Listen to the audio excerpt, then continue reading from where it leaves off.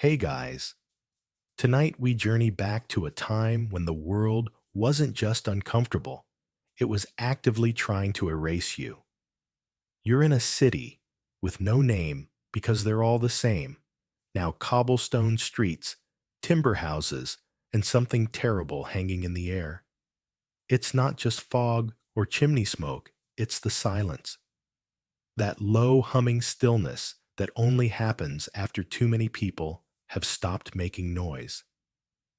It started with a murmur. The baker's wife stopped coming to market. Then the butcher's son stopped showing up to help carry pigs. You passed a street musician the other day, not playing, just sitting head down, clutching his tambourine like it might save him. And then the cart came. It wasn't fast or dramatic, just two wooden wheels and one very tired man calling softly, "Bring out your dead." You peeked through the shutter. Three bodies were already inside, stacked like sacks of flour. One had a blanket over its face. One didn't. You wish it had. You shut the window and stepped away, but not too fast. You don't want the neighbors thinking you're panicking. Not yet. There's a knock at your door. It's just Marjorie from two doors down. She's pale, sweating. Says she's just a bit tired. You give her water and tell her to rest. But her eyes are glassy and unfocused, and she keeps scratching her side like something's crawling under her skin. You boil the cup after she leaves. You tell yourself you're being paranoid. You're not. Word is spreading quietly but quickly. There's talk of sickness in Genoa, something from the east, something carried by ships and sailors. And the people from the docks, well, no one's seen them in a while. You go to church, but even the sermons feel different. Father Augustin looks nervous. He's coughing. You pray harder than usual, but also sit at the far edge of the pew, just in case. And you're starting to notice that the air smells sweeter than usual. Not in a good way. The kind of sweet that reminds you of overripe fruit left too long in the summer sun. Something is going bad. Fast. But here's the worst part. No one wants to admit it. No one says plague. Not yet. They say illness, fever. God's testing us. You say nothing, but you wash your hands a lot more, though no one's quite sure if that helps. Honestly, water feels kind of suspicious now, especially if it's from the public well. And then it happens. Old Tom, who sells apples near the corner, collapses while hawking his wares. Right there, mid-sentence in front of a crowd. He just falls. His basket tips over. Apples roll into the gutter. No one helps him up. They wait. They watch. And when he doesn't move after a minute, someone screams. That scream is the real beginning. Because once someone screams, it becomes real. Now you can say it. Now you have to say it. It's not a fever. It's not bad air. It's the plague. And suddenly, all the things you took for granted feel unsafe. The market closed. The church empty. Even your home, where you once felt most secure, feels too porous, too fragile. Like the walls can't quite keep the sickness out. You notice things you never noticed before. A fly lands on your bread, and you throw the whole loaf away. A neighbor coughs, and you remember every conversation you had with them in the past week. You wonder if it's possible to hold your breath for more than a minute, just long enough to fetch water and dash back inside. Here's the thing, you're not even sick. Not yet. But already you feel like something inside you is breaking.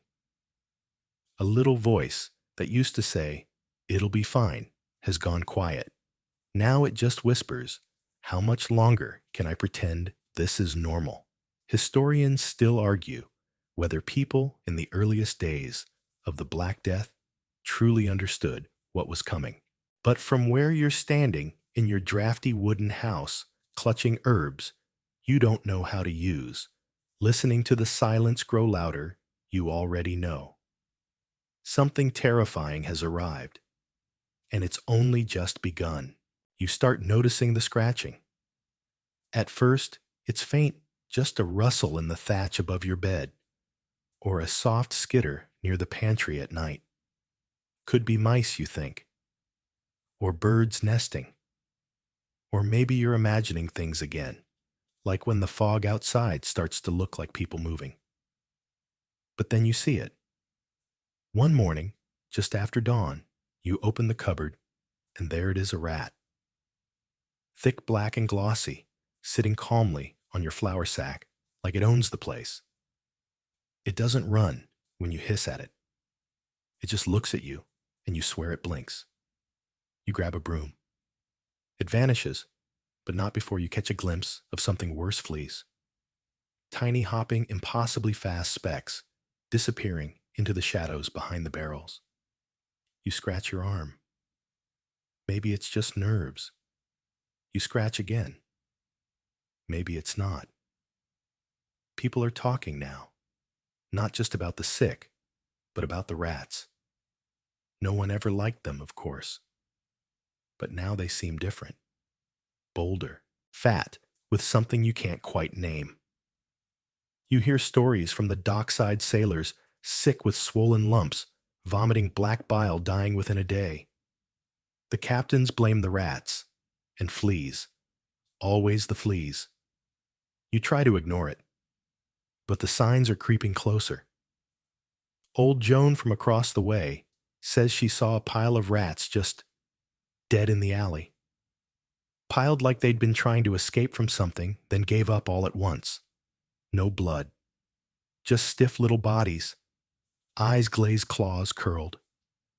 And now, every time you hear that telltale scratching behind a beam beneath the floor, you freeze. Because the people who've had rats lately, they're the ones who've started coughing.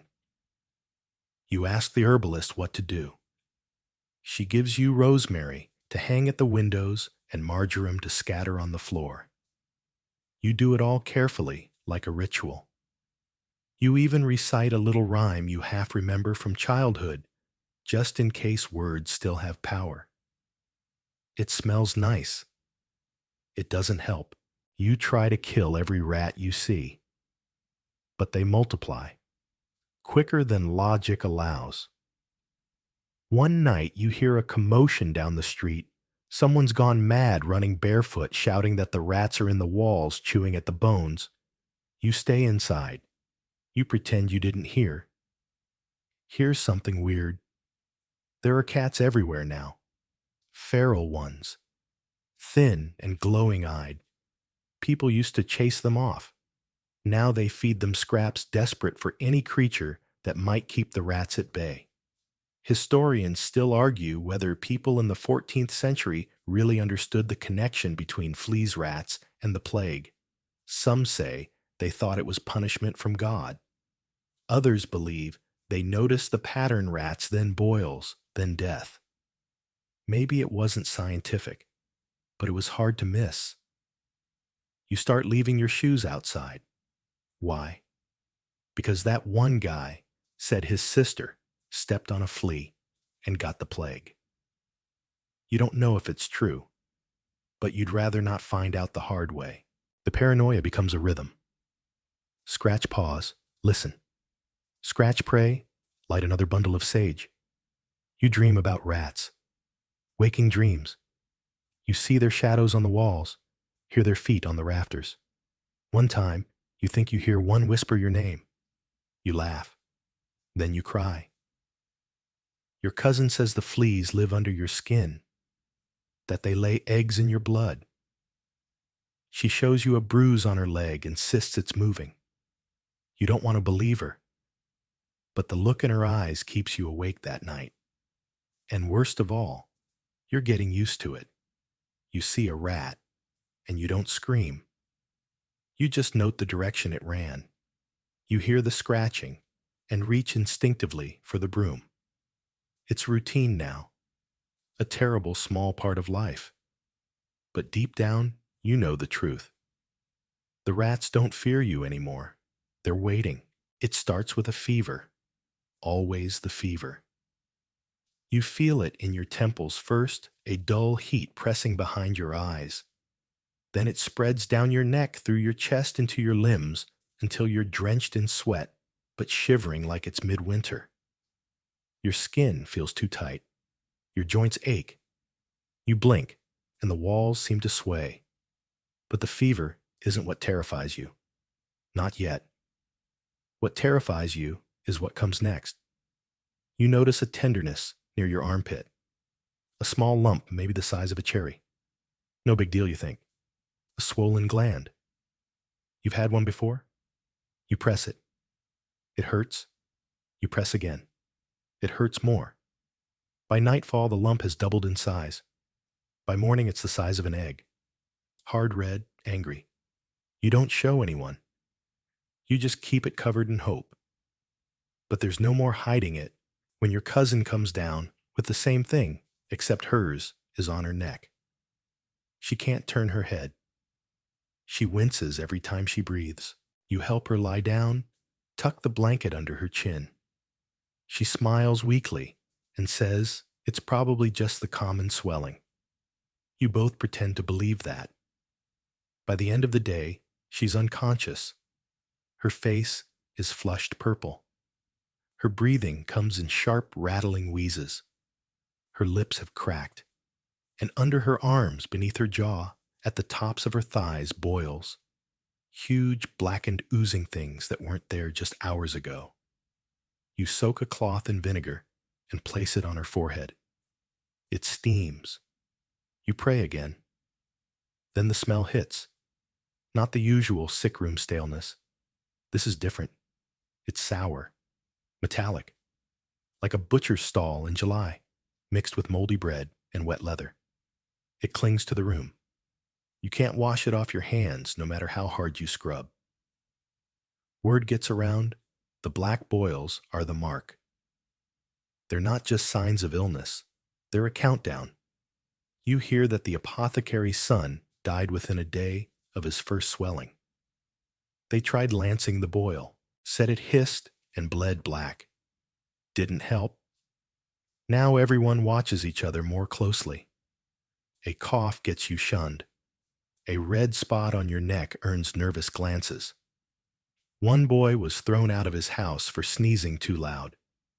You go out for food and hear whispers behind you. Look at the way he walks. He's slower today. I saw her scratch her neck, don't go near. Even the priest is afraid. He used to visit the sick with oil and blessings. Now he stands in doorways reciting prayers from behind his sleeve. His incense burns constantly, probably more for him than for God. Historians still debate where the plague truly began, whether in China, the steppes, or somewhere lost to record. But by now, one thing is clear. This version, the Black Death brings boils that seem to bloom overnight. Buboes, they'll call them later. But to you, they're just a death sentence with a heartbeat. You hear that some families lock their sick in cellars. Others throw them in carts before the fever even peaks. One woman poisoned her husband, and children said it was merciful. She was arrested, but no one got close enough to touch her. There's talk of people exploding.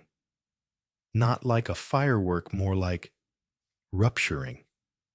Boils bursting under pressure. Bodies bloating so fast the skin can't contain it. Is it true? Probably not. But you believe it anyway. The worst part is when it gets to the children. You see little Thomas the shoemaker's boy playing in the square one day, chasing a hoop with a stick, laughing like nothing's wrong. 2 days later, his mother is wailing into the well, clutching a bloodied sheet. You want to shut your windows, shut your ears. But the world keeps leaking in. The smell, the fear, The sight of a young man carrying his sister's body through the mud, his hands shaking. And still, no one really knows how to stop it. Burning herbs, bleeding, vinegar baths, flagellation, prayer, circles. Everyone's trying everything. And nothing's working. You look at your own body in the mirror. You press your fingers under your jaw, into your sides. Are you warm? Is that a lump? Was that there yesterday? You tell yourself you're fine. But you don't sleep well. You wake in the middle of the night convinced your throat feels tighter. You lie still listening to your heartbeat, trying to decide whether it's fear or something else. You boil water. You burn sage. You recite psalms. And every morning you check the same spot. The boil hasn't come. Yet. There's a new smell in town. Not the usual ones: manure, smoke, stew, sweat. You know those. They're part of life, and in some strange way, they comfort you. But this smell, it's different. You first notice it on a warm afternoon, walking past the tanner's alley. At first, you think it's just leather curing in the sun. But then it follows you. Down the street, around the corner, into your home. It's sweet, but not the kind you want. Like rotten fruit soaked in wine, like meat left too long on a warm table. You light lavender near the windows. Doesn't help. You chew cloves, hang rosemary, dab rose oil on your wrists, like the noble women do. Still nothing. It's everywhere. Clinging to your clothes, your hair, the walls. You start associating it with something worse than discomfort. You start associating it with death. You try not to breathe through your nose when passing a closed door. Too many of those lately. The ones with blankets nailed over the frames. No one's coming out of those. You hear stories. A man went mad trying to scrub the scent from his floor. Used lye ash, even boiling water. He kept muttering that it soaks in deeper than the wood. Eventually, he burned the house down. A woman near the convent pours wine into her nostrils twice daily. Says it keeps the rot out. She smells like a tavern and hasn't slept in weeks. Historians still argue about the miasma theory, the belief that foul air, not touch or fleas, spread the disease. It sounds quaint now, but to you breathing is dangerous. Every inhale feels like rolling dice with the devil. You try sealing your doors with pitch. Doesn't matter. The smell creeps in anyway. It's not just in the streets, it's inside people.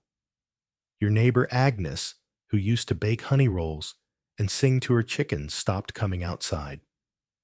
Then the smell started coming from her house, not long after someone smashed her window to toss in a prayer scroll tied to a stone. No one's checked on her since. You dream of the smell now. It wakes you. You sit up gasping, convinced it's in your lungs, coating your throat. You cough. Nothing comes up. You cough again. You listen carefully. Then you wait for someone else to cough back. You make sachets of herbs and wear them under your tunic. Basil, mint, rue, anything pungent. You see others doing the same, little bundles tucked into sleeves, hung on belts, even sewn into hats. And then come the masks. Not many wear them yet. Just the bold or the desperate. Beaked masks stuffed with herbs, like some half-bird, half-doctor creature stepped out of a nightmare. You see one in the market and nearly scream. The eyes behind it are hollow. The voice is distant. But you understand why they wear it. It's not just about the herbs. It's about the barrier, about the illusion of safety. You consider making one yourself. But where would you even get the leather, the wire, the glass? You settle for stuffing moss into a scarf and wrapping it 3 times around your nose. You wheeze, but at least it feels like you're doing something. Every day the smell intensifies. The grave diggers sprinkle lime over the bodies, but it doesn't help. There are too many, too fast, too close. You pass a house where two men are loading corpses onto a cart. You avert your gaze, as always. But something about the way the second body slumps makes you stop. That was your friend's cousin. She was just at your table last week, ate lentils, laughed. Now she's silent, stiff, and so sweet smelling. You walk faster. You go home and scrub your hands until the skin breaks. You rinse with wine because water feels filthy. You gag. You sob. But you keep scrubbing. Your hands smell like vinegar now. Better than the alternative. There's one more horror, the way the smell lingers after someone dies. It's like their body still remembers it's unclean.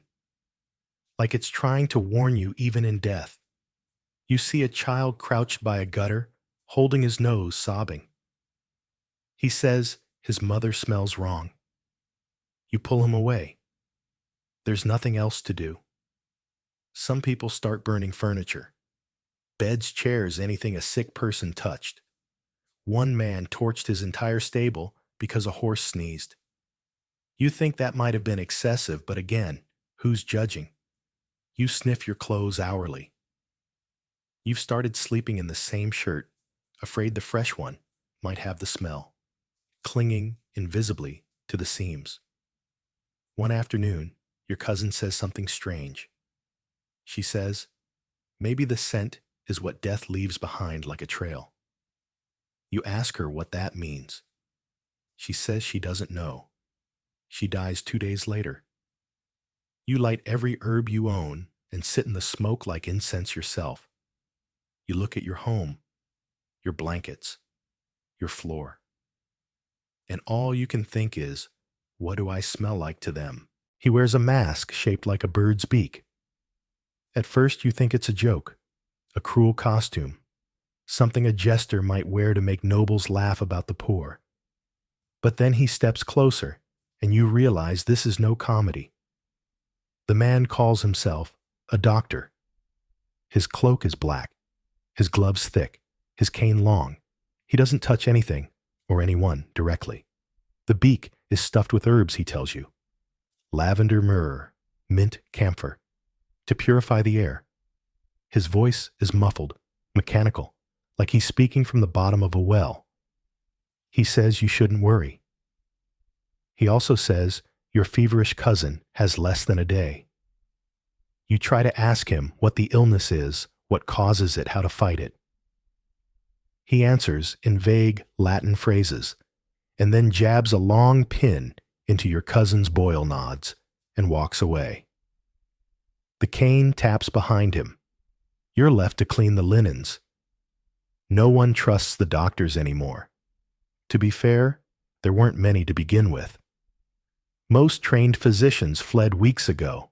The ones left are apprentices, barbers, monks, with books and guesses. They bleed the sick, wrap them in red cloth, apply crushed emeralds. Some recommend crushed beetles in honey. One tried rubbing onions into a dying man's armpit. He died anyway. And you're beginning to think the doctors might be sicker than the patients. You see one collapse in the street. His gloves are gone. His hands are blistered. Someone says he bled himself after seeing too many die. You walk past, pretending not to notice the crowd that gathers or the cart that soon arrives. Historians still argue whether the plague doctors helped more than they harmed. Some say they were symbolic, a reminder that someone was trying. Others say they spread more fear than healing. You start noticing patterns. When a doctor visits a house, a black mark is painted on the door the next morning. You ask around. Some say it's for tracking. Others say it's already a death sentence. The remedies grow stranger. One woman buries a loaf of bread under her house and eats it 3 days later, claiming it's absorbed the sickness. A friar drinks nothing but horse milk, saying it cleanses the blood.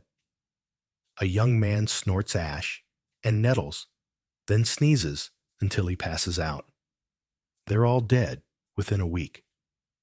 You remember your grandfather's pouch of leeches. You used to laugh at it. Now it doesn't seem so funny. You've even heard of a man using a dead toad strapped to the boil because someone said the toad might suck the poison out. It died. Then he did. You consider all this as your neighbor, Clara invites you to see her new treatment. She's built a fire pit and plans to lie in the smoke for an hour a day. You watch her sweat, cough, weep, then whisper that she feels lighter. She dies in her sleep the next night. You've started avoiding eye contact with people who mention new cures. You nod, you smile, you move on. Because every day, someone thinks they've outsmarted the plague, and every day, the plague proves it's smarter. There's talk of medical texts coming from Italy, from Paris, from the great universities. People whisper that maybe this is an imbalance of humors. Maybe your black bile is too strong. Maybe it's a planetary alignment. Maybe Mercury is angry. You stare at the stars that night. They don't look angry. They don't look like anything, just far away and cold. You wonder what if this is just how life ends. Not in battle. Not with age. Not in bed. With family near, but confused, covered in boils, sweating in silence, while a stranger in a bird mask watches you die from behind glass. You sit with that thought for a long time. Then the next morning, you see a child in the square holding a bundle of mint. He says he found it on a cart. It smells nice, he says. You nod.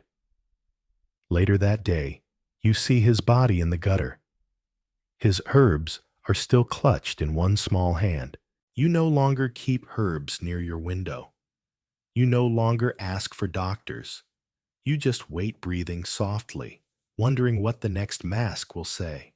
You try to run, not just from your house, but from your town, your neighbors, the smell the bells tolling, without pause, the scratching in the walls. You tell yourself it'll be different in the countryside. Fewer people, cleaner air, less death. Right. You pack quickly, a loaf of bread, a flask of wine, a small pouch of dried herbs you no longer believe in, a blanket, a knife.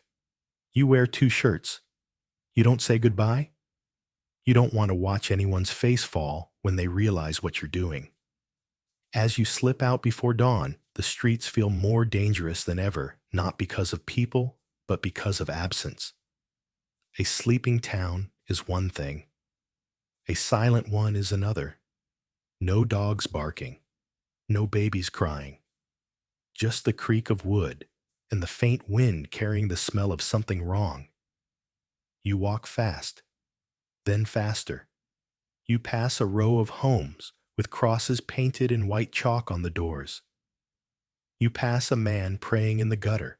You pass a dead horse, bloated with a raven perched on its belly like it's some kind of throne. Once outside the gates, you breathe deeply. The fields stretch wide and green wet with dew. You smile for the first time in days. And then you see the first body. A girl maybe 8, curled in the grass, like she fell asleep, chasing a butterfly. But her face is twisted, her arms stiff. Her dress is stained black under the arms. You move on. Maybe it's a terrible one-off. It's not. Within an hour, you pass 3 more.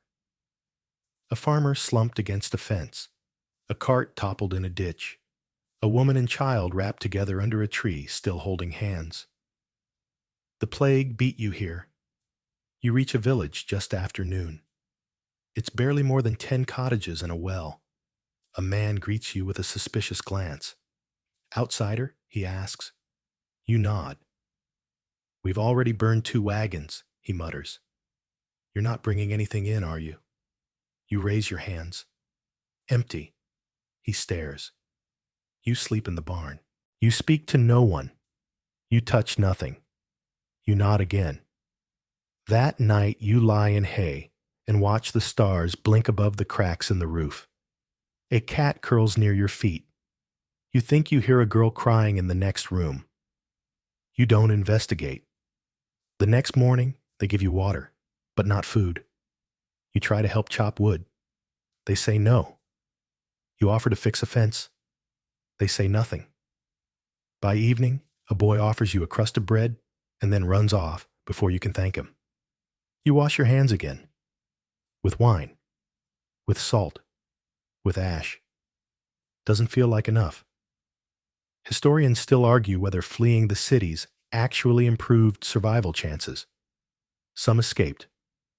Many brought death with them. You begin to understand why isolation isn't just about safety, it's about blame. You stay 4 days. On the 5th, a cow collapses in the field. No marks, just foam at the mouth and silence. The villagers gather, whisper. You hear your name. That night, someone nails your barn shut from the outside. You don't sleep. In the morning, they open it. Leave a sack of apples. Avoid your eyes. You understand. You pack your things. You walk again. The road is dust and heat and eyes that dart behind curtains when they see you coming. Even in the country, no one trusts anymore. You find an abandoned shrine beside a river. You bathe for the first time in days. The cold stings. You scrub until your skin goes raw. You whisper prayers in languages you half remember. You feel cleaner. Not safe, but cleaner. You spend the next 3 nights under trees. You eat wild onions and bitter greens.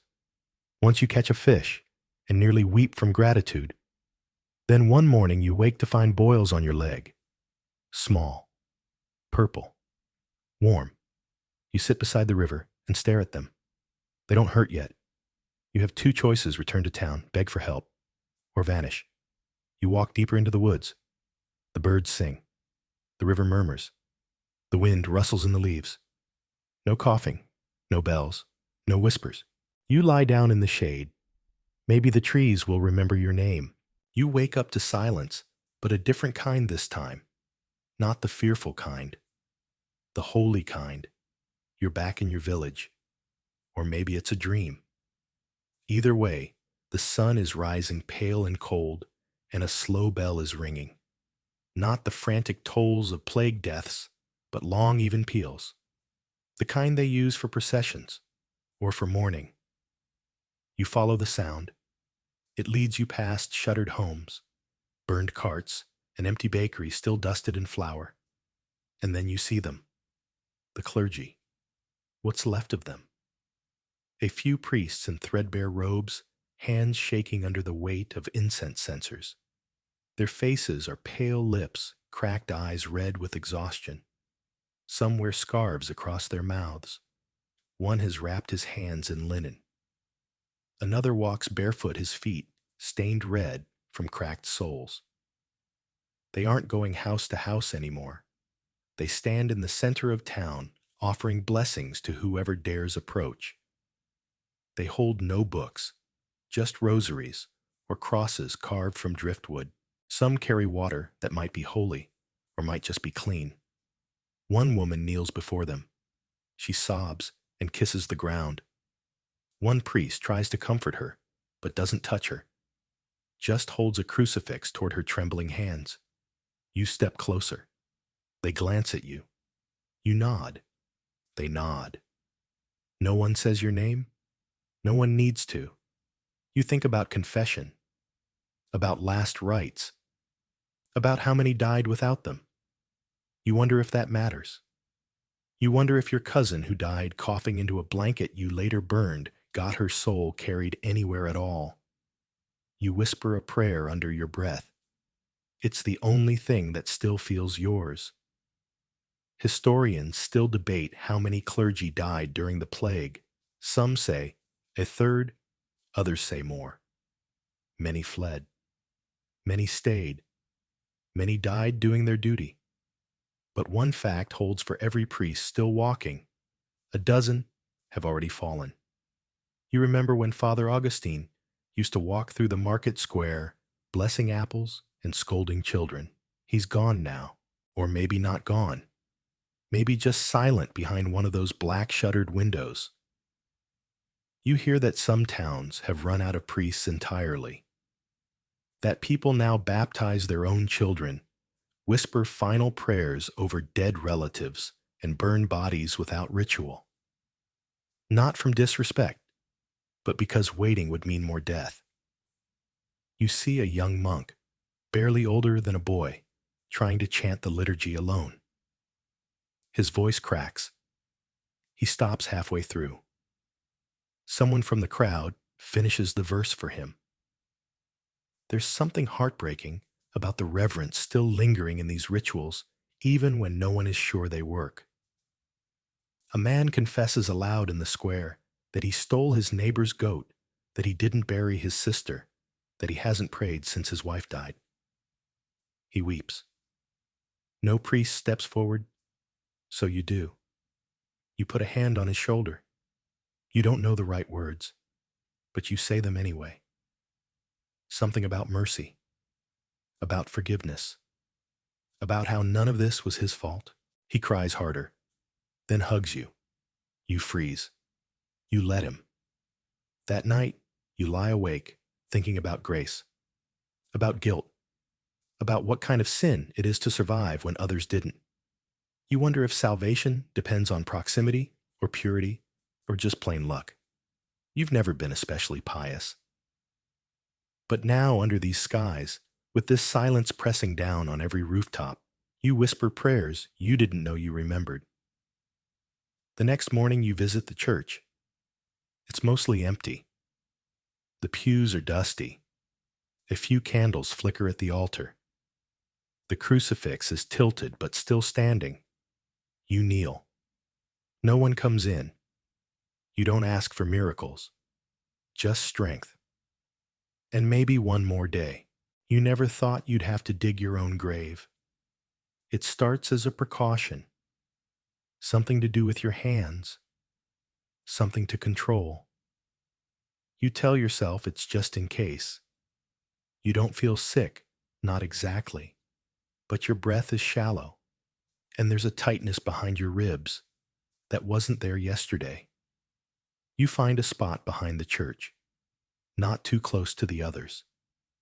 There's a pile of earth nearby, half frozen, and a spade stuck in it at an angle. You pick it up. The handle is smooth from hundreds of other hands. You begin. The earth is stubborn, dry in patches, heavy in others. Your arms ache by the second hour. Your lower back screams by the third. You stop to catch your breath and notice you're sweating even though the air is cold. You don't think you have a fever. Not yet. Your hands blister. You don't care. There's something grimly comforting about the work, about the scrape of metal on soil, the rhythm, the certainty of it. Every shovelful says I'm not dead yet. That feels like a victory. Others are digging too. You spot them at a distance, 3 men near the orchard, a young woman near the old well, even a child trying to clear a patch with a cooking pot. No one talks. You all pretend not to see each other. It's easier that way. The grave isn't just for you, though you say it is. Part of you imagines burying others in it, your cousin, your neighbor, maybe even the priest, maybe even strangers. Anyone, really. The idea that there might not be enough graves soon gnaws at your thoughts. You've heard the stories. Cities running out of ground, corpses left in the streets, dogs and rats doing the rest. A town not far from here reportedly stacked bodies like firewood, burned them when it rained. Historians still argue whether most plague victims were buried in individual graves or mass pits. Evidence says both happened depending on how overwhelmed the place was. You're not sure what this village is yet, You're trying to keep it from becoming the latter. There's a moment mid-afternoon when you pause and look at what you've done. A hole, just deep enough, just wide enough, and it hits you. You've prepared a bed for your own body. You wonder if you'll know when it's time to lie down, or if someone else will drag you here. You sit by it. You eat some bread. You drink wine that tastes like vinegar. You listen. Nothing but wind. A boy approaches barefoot. He's carrying a rope and a wooden plank. He nods at you. Doesn't speak. He lays the plank at the edge of his own shallow trench and walks away. Everyone's preparing now. Even the ones who laugh about it in the morning return to dig quietly at dusk. You've become your own undertaker. It's strange how quickly death becomes a task, not an event. Just another thing on the to-do list. Draw water, feed chickens, dig grave. Some part of you feels lighter knowing the work is done. That if the boils come, if your lungs fill, if your hands shake, you won't be a burden. No one will have to haul you down the hill. You'll be ready. But another part of you, the quiet part that doesn't speak much anymore, wonders if digging the grave made the sickness come faster. There's something superstitious about the shovel now. You leave it standing in the dirt blade first, like a marker, like a warning. A raven lands near the edge, watches, hops closer, pecks at a worm. You don't shoo it away. At night, the stars are cruelly bright. You sleep near the church, wrapped in your cloak, one hand on your knife. You dream that the earth rises up to claim you early, that you slip in without a sound, that the soil folds over your face like a lover's hand. You wake gasping, still here, still digging. You used to believe the plague had a pattern, that it followed poverty, filth, hunger, that if you stayed clean, prayed often, avoided beggars and muddy alleys, you'd be safe. But then the noblewoman died. Lady Isabel, with her silver-threaded gowns and velvet gloves, who bathed in rosewater every morning and drank nothing but boiled wine. Gone. Not slowly either. One day, she was carried through the village square, on a litter, pale but proud, scowling at the dust. 2 days later, the litter returned, this time carrying her shrouded corpse. You remember watching the servants burn her bedding. One of them cried, while tossing her favorite lace pillows onto the pyre. You wonder if she died with her rings still on. You wonder if they took them off after. You've always known suffering played favorites, but now it seems it doesn't. The plague cuts through silks and rags alike. The difference is what happens after. The noble dead are buried faster, deeper, with prayers sung by tired choirs. Their bodies disappear behind church walls. Yours will not. If you're lucky, maybe someone will throw lime on you. You see a merchant collapse in the square. His velvet cloak pools around him like wine. People walk past. His coin purse is untouched. 2 hours later, a ragged man lies beside him. No one stops for him either. Equality in death. That's the only kind going around. Historians still debate whether social class mattered during the plague. Some argue the rich escaped faster, hid better, ate cleaner. Others point out that even kings and queens weren't immune. What's agreed upon? The bodies stacked up regardless of title. You once envied the noble houses, their thick walls, their private wells, their locked gates. Now you pity them. Their wealth can't buy air that's safe to breathe. Their servants carry illness in on polished trays. One man claims his entire household died except for a dog and a kitchen boy. He now lives with them both, muttering to himself, burning spices at every window. You visit the castle grounds out of curiosity. The gates are open. No one guards them. Inside, silence. Furniture overturned. A lute lying in the mud. On the staircase, a boot still on a foot, just the foot curled bone exposed. You leave quickly. It's not just about dying. It's about what's left behind. The poor have nothing to lose. But the rich, their decay is louder. Chandeliers collecting flies. Silk tapestries turned to nests. Silver goblets tossed into fire pits to melt with bone. You come across a woman kneeling in a ruined garden. She wears a faded noblewoman's dress, torn and dragging in the dirt. She feeds chickens, hums to herself. You ask her name. She says, "I used to be called something, but the birds don't care." You nod. Neither do you. Children play among the graves now, not out of disrespect. They just have nowhere else to go. One boy wears a crown made from twigs. He says he's the king of the last ones. He commands his subjects a cat and a doll with one eye. You bow to him. He beams. There are still pockets of normalcy. A baker tries to sell stale bread to a coughing merchant. A former stable boy now trades carrots for candles. Even the executioner has set up a booth offering last rites and a final shave for half a coin. You begin to forget who was rich and who wasn't. You only remember faces, the ones who laughed, the ones who screamed, the ones who slipped away without a word. At night, you sit near your grave, watching fireflies blink over the grass. You imagine Lady Isabel doing the same from her tomb. You think maybe now finally you are equals. It begins with a knock. Not the polite kind, not the kind that waits. This one is frantic, pounding a fist, demanding your attention. You freeze. The fire crackles. The wind howls outside. You hope it passes. Then comes the voice. "Please, it's me. It's Thomas. Let me in." Please. You know the voice? Of course you do. You and Thomas used to fish together.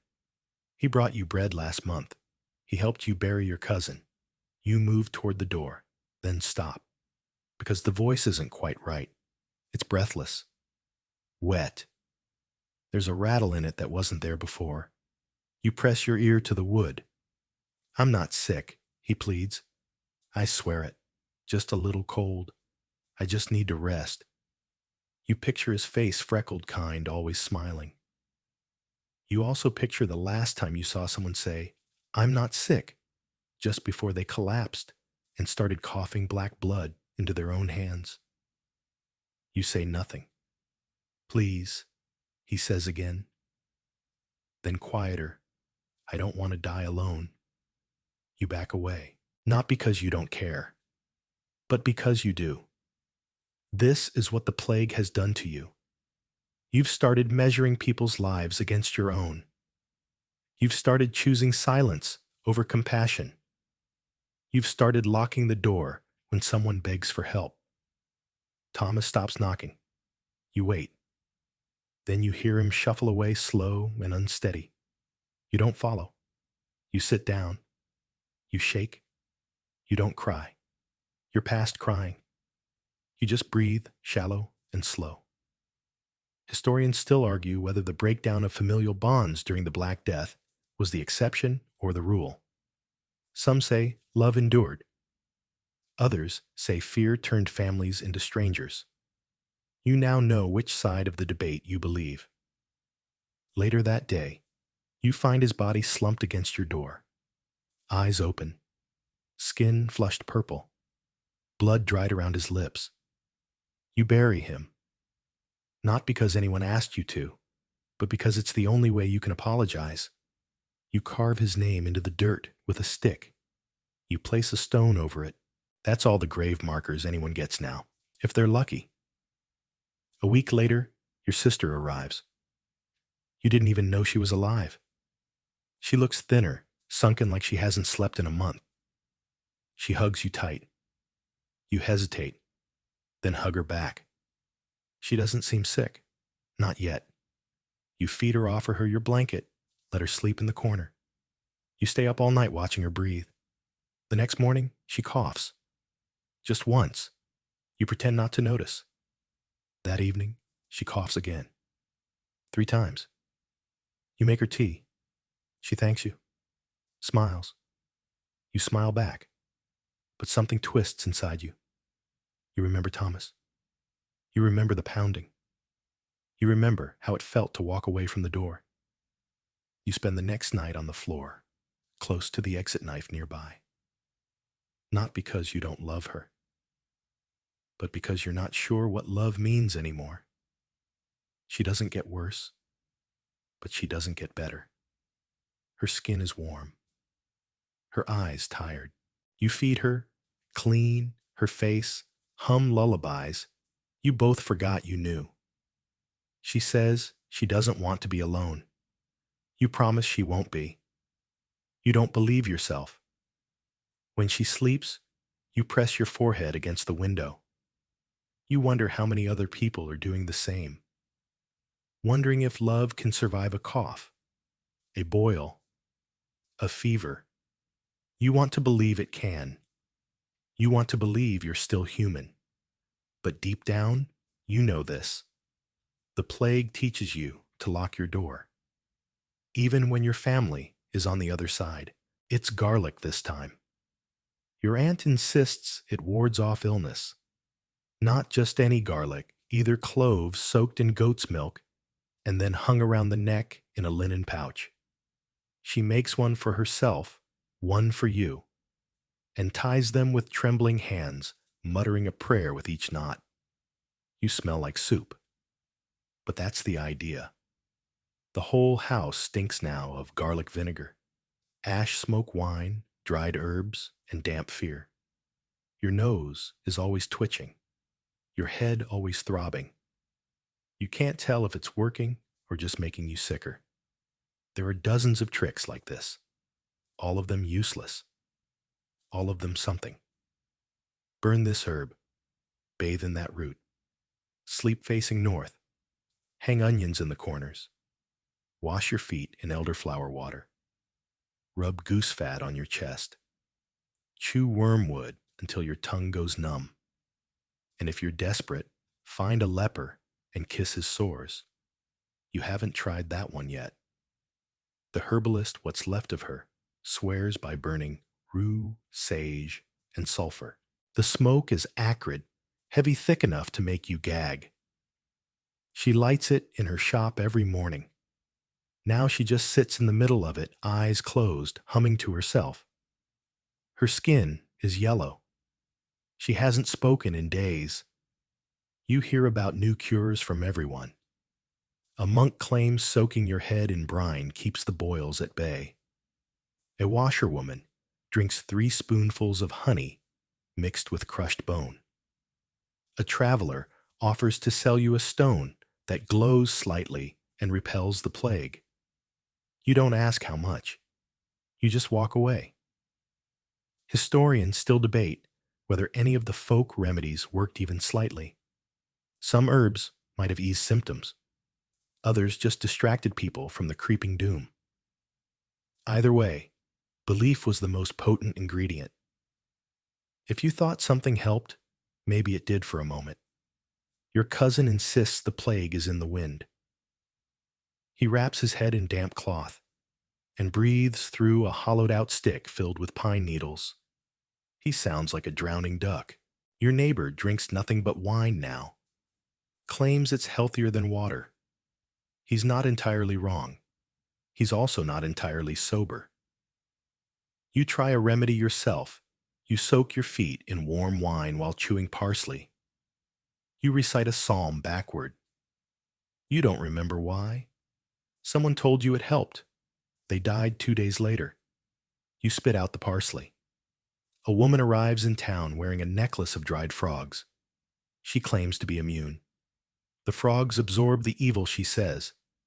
People give her coins. You give her space. One man eats ashes daily. Another licks polished iron. A boy sleeps under a bed of nettles.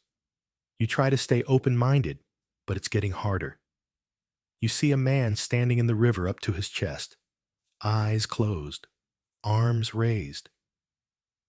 He says the water speaks to him now, that it told him the plague will end when the moon weeps blood. You don't know what that means. You leave him there. You begin to wonder, is survival about remedies? Or is it about distraction? Because the people who seem least sick are the ones doing the strangest things. Maybe pretending you can beat the plague is better than admitting you can't. Your aunt boils garlic again, this time with basil and sage. She tells you to breathe the steam. You do. It burns your eyes. You cough. She smiles, saying that means it's working. The next day, she's coughing too. She ties more garlic to her dress, prays louder burns, sage, until the house chokes. You stay beside her. Hold her hand. Pretend the stink makes you stronger. When she dies, you bury her with the pouch still around her neck. She believed in it. That has to count for something. You go home and scrub your hands with crushed mint. You chew fennel. You drink wine steeped with juniper. You light incense. You whisper every old chant you remember. You sit very still. You hope. You arrive at the healer's house early just after dawn, before the sick line up with their boils and fevered eyes. You knock gently. No answer. The doors slightly open. You step inside. The air is heavy, sweet-sour, and faintly metallic. The kind of smell you now associate with endings. The herbs that usually hang from the rafters are limp browning. A few have fallen to the dirt floor, scattered like wilted confetti. You call his name. Nothing. Then you see it. On the wooden table, right where he used to mix his poultices and bandages, lies his beaked mask. Empty, abandoned, still stuffed with withered rue and cloves. His gloves beside it, fingers curled unnaturally inward like they died mid-reach. And next to them, a body, covered by a sheet twitching. You step back. The sheet shifts again. You don't lift it. You leave. The healer is gone. One of the last people who tried. And now, even his patients are alone. Historians still argue about the effectiveness of 14th century medical practices. Some praise the bravery of the plague doctors. Others say their tools, leeches, bleeding herbal stews did more harm than good. Either way, once they started dying too, the illusion shattered. When the healers fall, hope falls with them. Word spreads fast. By midday, a crowd has gathered outside his house. No one goes in. No one touches the mask. It's become a relic now, a warning. You see one man spit at the door. Another prays toward it. A child throws a pebble and runs. You stand silently.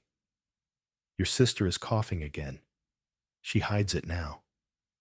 Covers her mouth, smiles wide, insists she's fine. You pretend to believe her. You boil wine and pour it over her hands. She says it tickles. You laugh. Too hard, then too long. She joins you, then stops to cough. You stop laughing. That evening, you decide to look for another healer. You walk to the next village, 6 miles through empty fields, past 2 overturned carts, and the burnt remains of a barn. At the edge of the next town, you see smoke. Incense?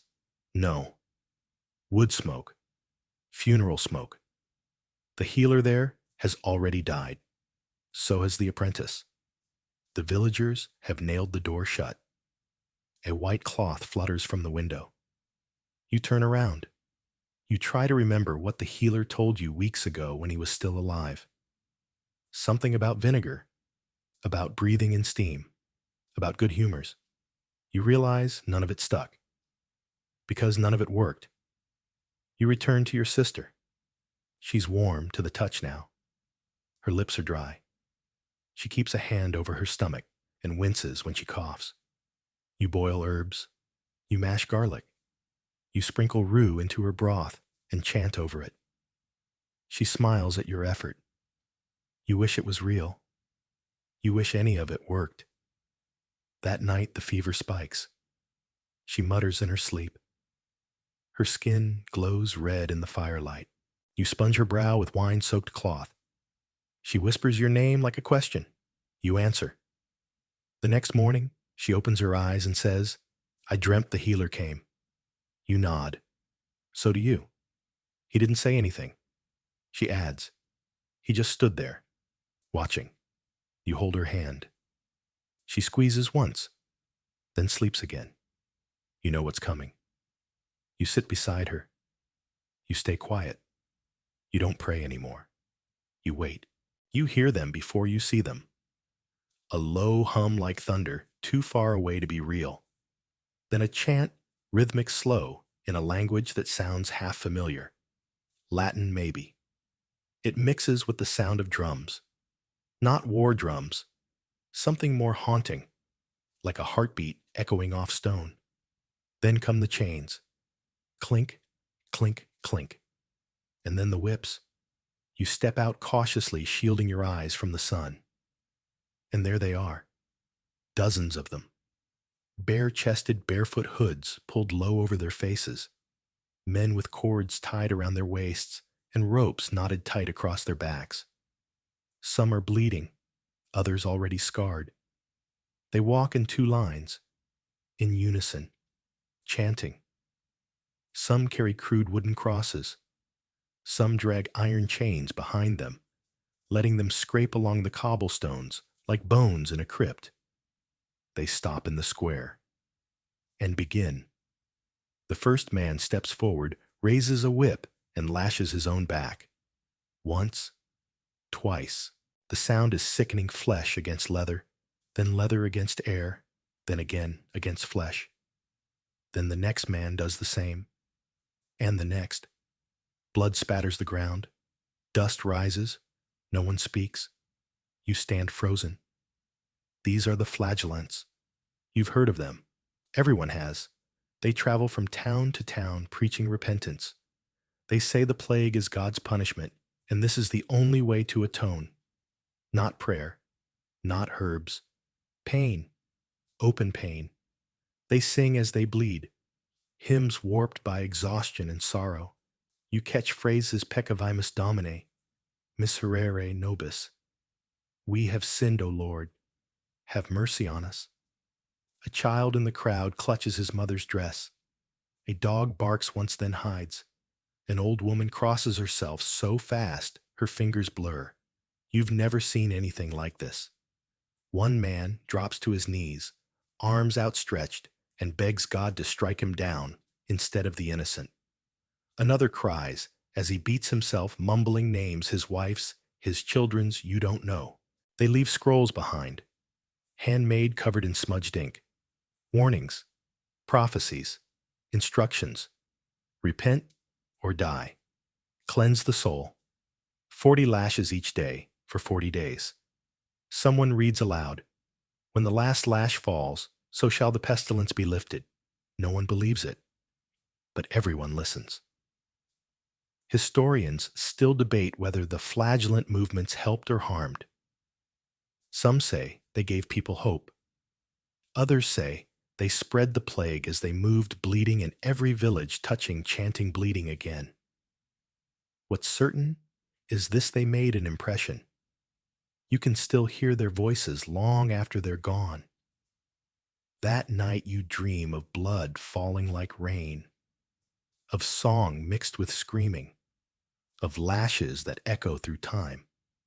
You wonder, is this faith or madness? You wonder, what would you do to save your soul? The next day you find one of the whips left behind, just lying there, a knot of leather and splinters. You pick it up. It's heavier than it looks. Sticky. You don't use it, but you keep it. Your sister sees it and says nothing. Later she murmurs that maybe punishment is the cure. You sit quietly. The flagellants have moved on. Another village waits. Another crowd will gather. More backs will bleed. But you know this now: suffering alone is pain. Suffering together is a ritual. You're not sure which one is worse. It starts with whispers, not the kind that comfort, the kind that coil in the corners of rooms and slither under doors, the kind that begin with, "Did you hear?" and end with someone disappearing by morning. A woman with red hair is seen walking alone at night. She vanishes 2 days later. Some say she fled. Others say she was helped to flee. A man from the east selling spices is found beaten in the street. His goods scattered, his coins gone. A child says he heard someone call him a plague bringer. It doesn't stop there. Someone draws a star on the apothecary's door, not for protection, for warning. Someone else mutters about bad blood from the low quarter, that they bathe too often, that they read too much, that they don't get sick the same way.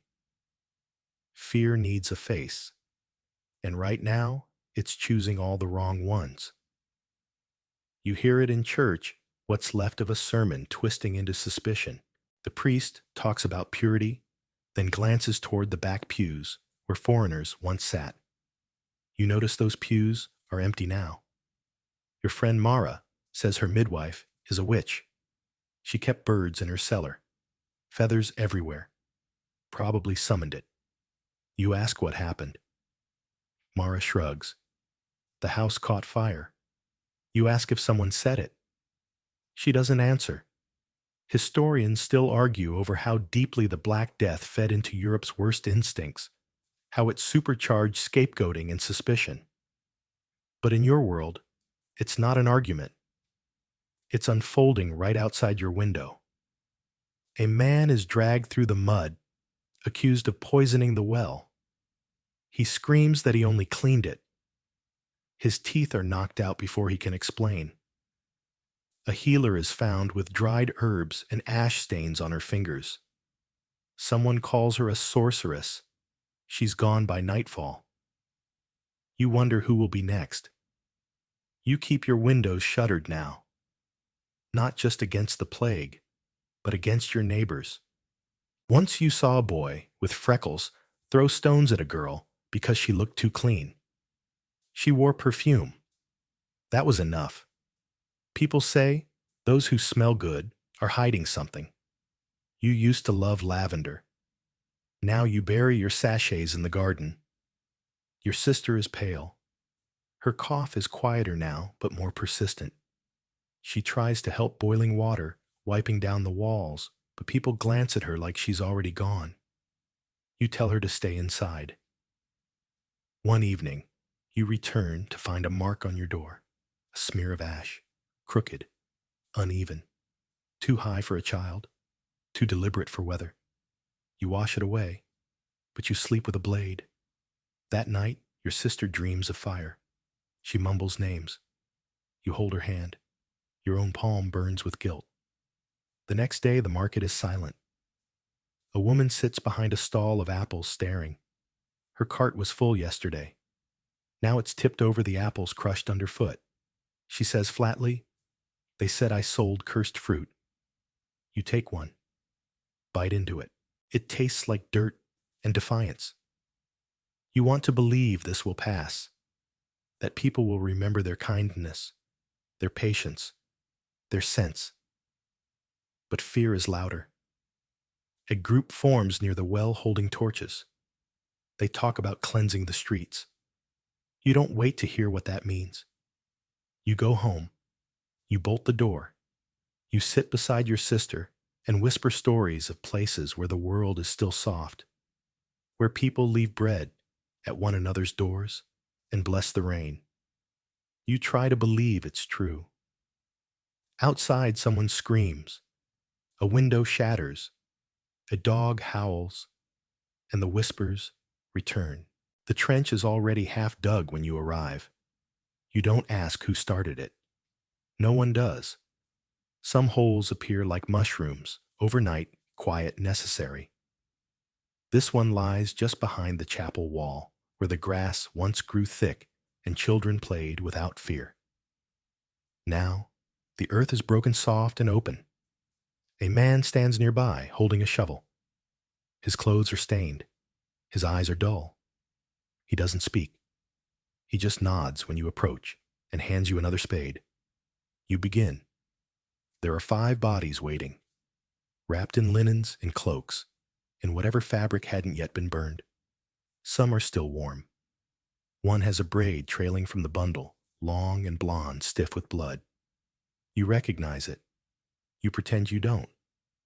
You lower the first body with shaking arms. The second slips. The third thuds. By the 4th, you're numb. By the 5th, your fingers stop trembling. You don't pray. You ran out of prayers 3 deaths ago. Some people come to watch. They don't speak, but their eyes ask questions. Will someone bury me? Will there be room? Will I still have a name? You carve no markers. There's no time. You lay branches over the bodies, sprinkle lime, and begin shoveling soil. 1 spade, 2, 3. The dirt doesn't feel heavy anymore. It just feels final. Historians still argue about the scale of the mass burials during the plague. In some towns, thousands were buried together. In others, small trenches filled daily. But the truth on the ground was always the same: too many dead, not enough living. There's no ceremony now, no candles, no hymns. Only the sound of shovels and the quiet afterward. You go home and wash your hands with ash and vinegar. It doesn't work. The smell lingers beneath your nails, behind your ears, inside your nose. You scrub harder. You stop when your skin breaks. Your sister watches you. She hasn't spoken all day. You sit beside her. She leans on you. Her skin is hot. Her breath comes slow. She asks if there'll be room in the trench. You lie. You say you'll dig her a grave with flowers, that it'll face the morning sun, that you'll whisper her name each day and braid her hair one last time. She smiles. You bite the inside of your cheek to keep from screaming. That night, a cart rolls down the street. No one calls, "Bring out your dead" anymore. There's no point. The cart simply stops, waits, then moves on. A creaking ghost. You see 2 children dragging a blanket with something heavy inside. You don't offer help. You don't look too closely. They leave it at the edge of the trench. You wonder if it's their mother. The next morning you return to cover the new arrivals. A crow watches from the wall. Another stands on the cross above the chapel pecking at the wood. You bury the children's bundle gently. You hum a lullaby, the same one your sister liked. Your voice cracks. When it's done, you sit on a stone and rest. A man approaches. He's holding a sack. You nod. He places it beside the trench. He doesn't say goodbye. No one does anymore. You walk home in silence. Your sister is asleep. You wonder if she'll wake. You lie beside her, not touching, just near. You close your eyes and see the trench again. The dirt, the braid, the crow. You think maybe when you go, you'll dig your own hole one last time and lie down before the fever takes you. Maybe that's what peace is now. A place to rest and someone left to cover you. The hammer hits the nail with a sickening finality. You blink once, twice, not quite believing the sound, but it's real. The door shakes. A second nail, then a third. You rush toward it too late. They're sealing you in. You shout, "Ask why," scream your sister's name, but there's no reply. Just hurried footsteps outside fading into the distance.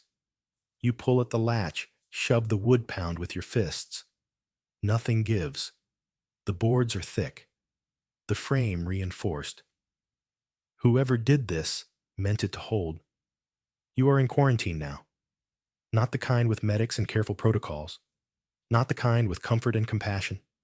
This is the medieval kind, a locked door, a hope, a goodbye. Your sister stirs. She coughs. You help her sit up. She asks, "Is it raining?" You say no. It's just the sound of your heart breaking. You check the windows. Small slits barely wide enough to let in light, much less a body. You think about escaping, about climbing up and out, but your sister couldn't make the climb, and you won't leave her. You open the pantry. There's bread, half a loaf, cheese molded but edible, a jug of water, some wine. You'll make it last. You think. That first day, you stay busy. You clean. You boil herbs. You hum softly. You pretend the door is still open. The second day, she vomits. Blood. You clean it. Your hands shake. You whisper her name and press your forehead to hers. She's still warm. The third day, the smell starts. You open the windows wider. You hang rosemary. You burn sage. You tell yourself it helps. It doesn't. You write your names on the wall just in case. You draw a sun, a tree, a cat. You trace your sister's hand, then yours beside it. You make a game of it. You both laugh. You don't tell her what you're really doing. Historians still argue whether quarantine in the 14th century saved more than it doomed. Venice had the earliest laws, 40 days on an island, but most towns just nailed doors shut and hoped for the best. You understand that now. It wasn't cruelty. It was fear. And fear is louder than mercy. On the fourth day, she asks you to sing. You do. You sing everything you remember. Children's songs, church hymns, tavern tunes. She hums along even as her breath grows shallow. Her lips are cracked. Her eyes shine with fever. That night, you feed her wine with a spoon. She smiles, whispers, "This is how queens must eat." You kiss her hand. You try not to cry. The fifth day, she doesn't speak. She watches the ceiling blinking slow, like each blink is a goodbye. You wet a cloth, lay it on her brow. You whisper stories of summer, of bread still warm from the oven, of your mother's garden. She smiles once, then stops. You sit with her until morning. You don't close her eyes. You can't. You place a blanket over her. You kiss her cheek. You say nothing. Then you wait. You think maybe they'll open the door now. Maybe someone heard. Maybe mercy wins this time. They don't. You're not sure if anyone even remembers you're in here. You ration the food. You drink water by the capful. You light candles for warmth. You speak to the wall. On the sixth day, you dream of wind. Not just any wind. Wind with voices, laughter, bells. You wake up crying. Your sister's hand is cold. You braid her hair. You tell her she's beautiful. You start coughing. Not a little. Not pretend. The kind that rattles, that empties your lungs and leaves your ribs aching. You laugh. Of course. Of course it ends like this. You lie down beside her. You hold her hand. You squeeze. You wait. Outside birds sing. Inside silence answers. You don't die. At least not yet. You wake in a puddle of sweat. Your head pulses like someone's drumming behind your eyes. Your throat is dry as ash. Your limbs foreign. But you're breathing. Somehow you're still breathing. Your sister is not. Her body lies still beside you, wrapped now in her favorite blanket. You whisper her name anyway. You whisper it again and again, as if repetition can raise the dead, as if the air can hold her memory better than you can. Then you get up. It's not courage. It's not hope. It's inertia. You walk the room slowly, touching things, a spoon, a bowl, the windowsill where she liked to sit when the sun came in. Your hand trembles when it brushes her drawing on the wall, her fingers traced in charcoal smaller than yours. Still there, still soft. You open the window just a bit more. Cold air rushes in. It smells like wet leaves and burning wood. It doesn't smell like death today. You light the last candle. And then you do something strange. You draw, on the wall. At first, just a line, then a face, then another. You sketch your sister's hands, her hair your home, as it once was, bustling loud full of soup steam and humming and scraped knees. You draw a skeleton, dancing, holding a child's hand. You laugh. A dry, strange sound. You keep drawing. Art isn't forbidden. It just seems absurd now.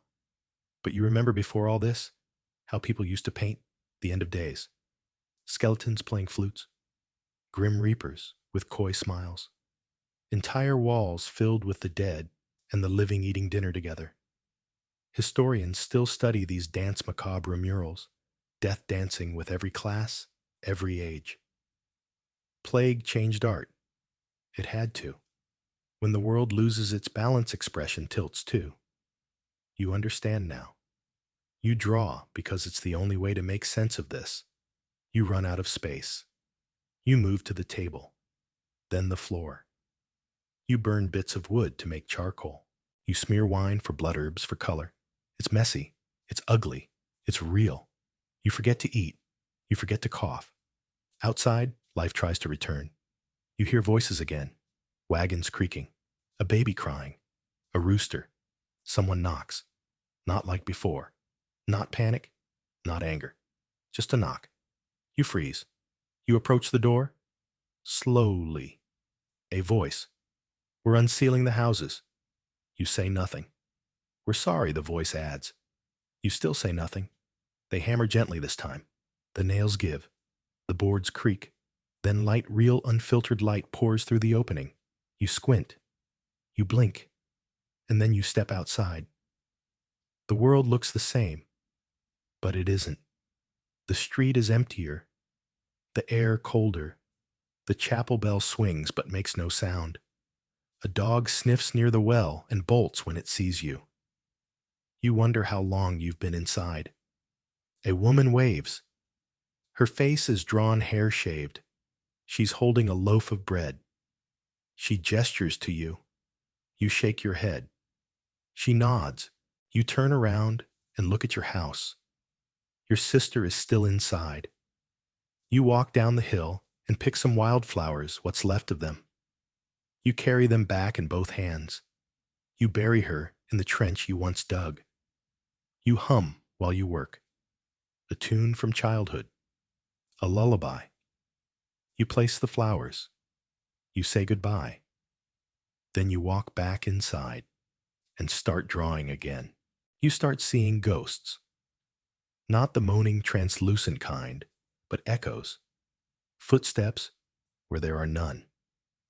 The flicker of someone turning a corner, only to find the street empty. Laughter that vanishes mid-syllable. You hear your sister's voice in the rustling of the thatch. You answer it sometimes. You're not alone. Others see them too. You pass a man arguing with a doorway. He shouts, then weeps, then falls to his knees. Another woman walks the market square with a doll, calling it her son. No one interrupts.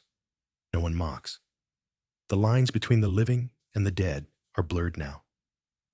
Grief has become public property.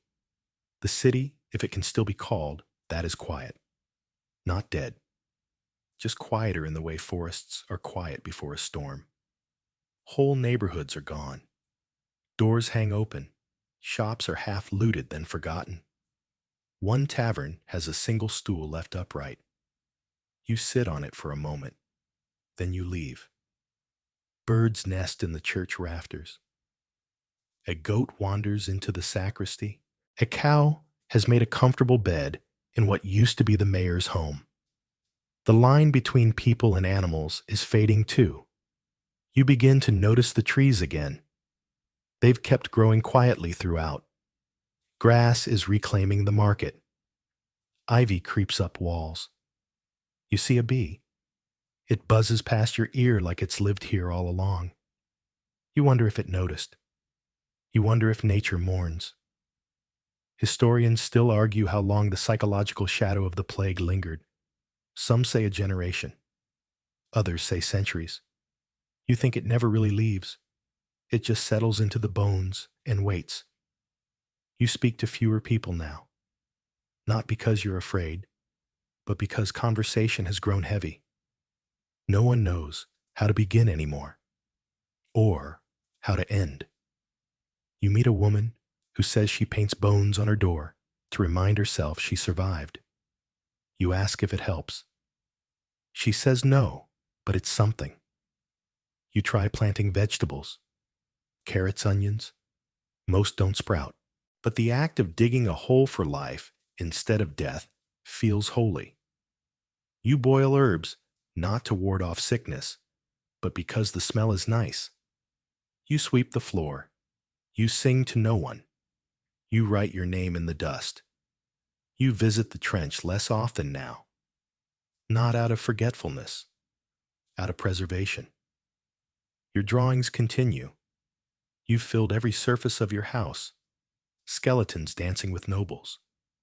A jester offering death a pie. A woman sleeping under the moon with a halo of garlic. One morning, a child appears at your door. She holds a turnip. For your pictures, she says. You take it. She leaves. You cry. You begin painting again, but with color this time. Ash wine, crushed berries. You add a bird to your skeletons. A little robin perched on death's shoulder. You smile. You see others painting now too. On carts, on fences, on the walls of the church. Images of angels, dragons, stars, even cats. They aren't good, but they're loud, bold, alive. A man plays a lute in the square. It only has 3 strings. He plays anyway. A girl throws breadcrumbs to the rats, laughs when they squabble. Someone starts ringing the chapel bell again. Not for death, but for something. You go outside each day. You sit in the sun. You count the living. You wonder if joy is coming back. You're not sure, but you stay to find out. It begins with oranges. Small, bruised, and more yellow than orange, but unmistakably real. A merchant arrives from the coast, dragging a squeaky cart piled with citrus and dusty sacks. People gather, not out of panic for once, but out of awe. You stare at the fruit like it's a miracle. You buy one. You hold it for an hour before eating it. The peel is tough, and your hands tremble as you open it. The smell is sharp sun and salt and memory. You taste the juice, and it stings your tongue in a way nothing has for months. It tastes like before. And suddenly, something shifts inside you. You look around. The town is still quiet, still scarred, still half empty. But there are signs. A woman hangs laundry again. A man patches a roof. Children chase a dog through the square, their laughter thin but real. Someone plants marigolds in a boot.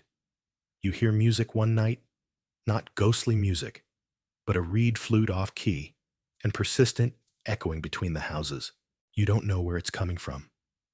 You sit and listen anyway. You're not better, not healed, but you are awake. You sweep the floor. You scrub the table. You air out the blankets.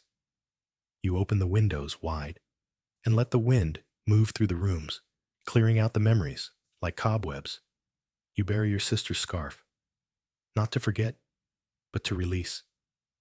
You leave a flower on the mound. She loved violets. You draw them now too.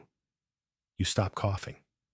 Not all at once, but you notice you're coughing less. You sleep without dreaming of trenches, without hearing nails and wood, without seeing masks behind your eyelids. Historians still argue when exactly the Black Death ended. Was it when the death toll dropped? When trade resumed? When laughter returned? You think maybe it doesn't end with numbers.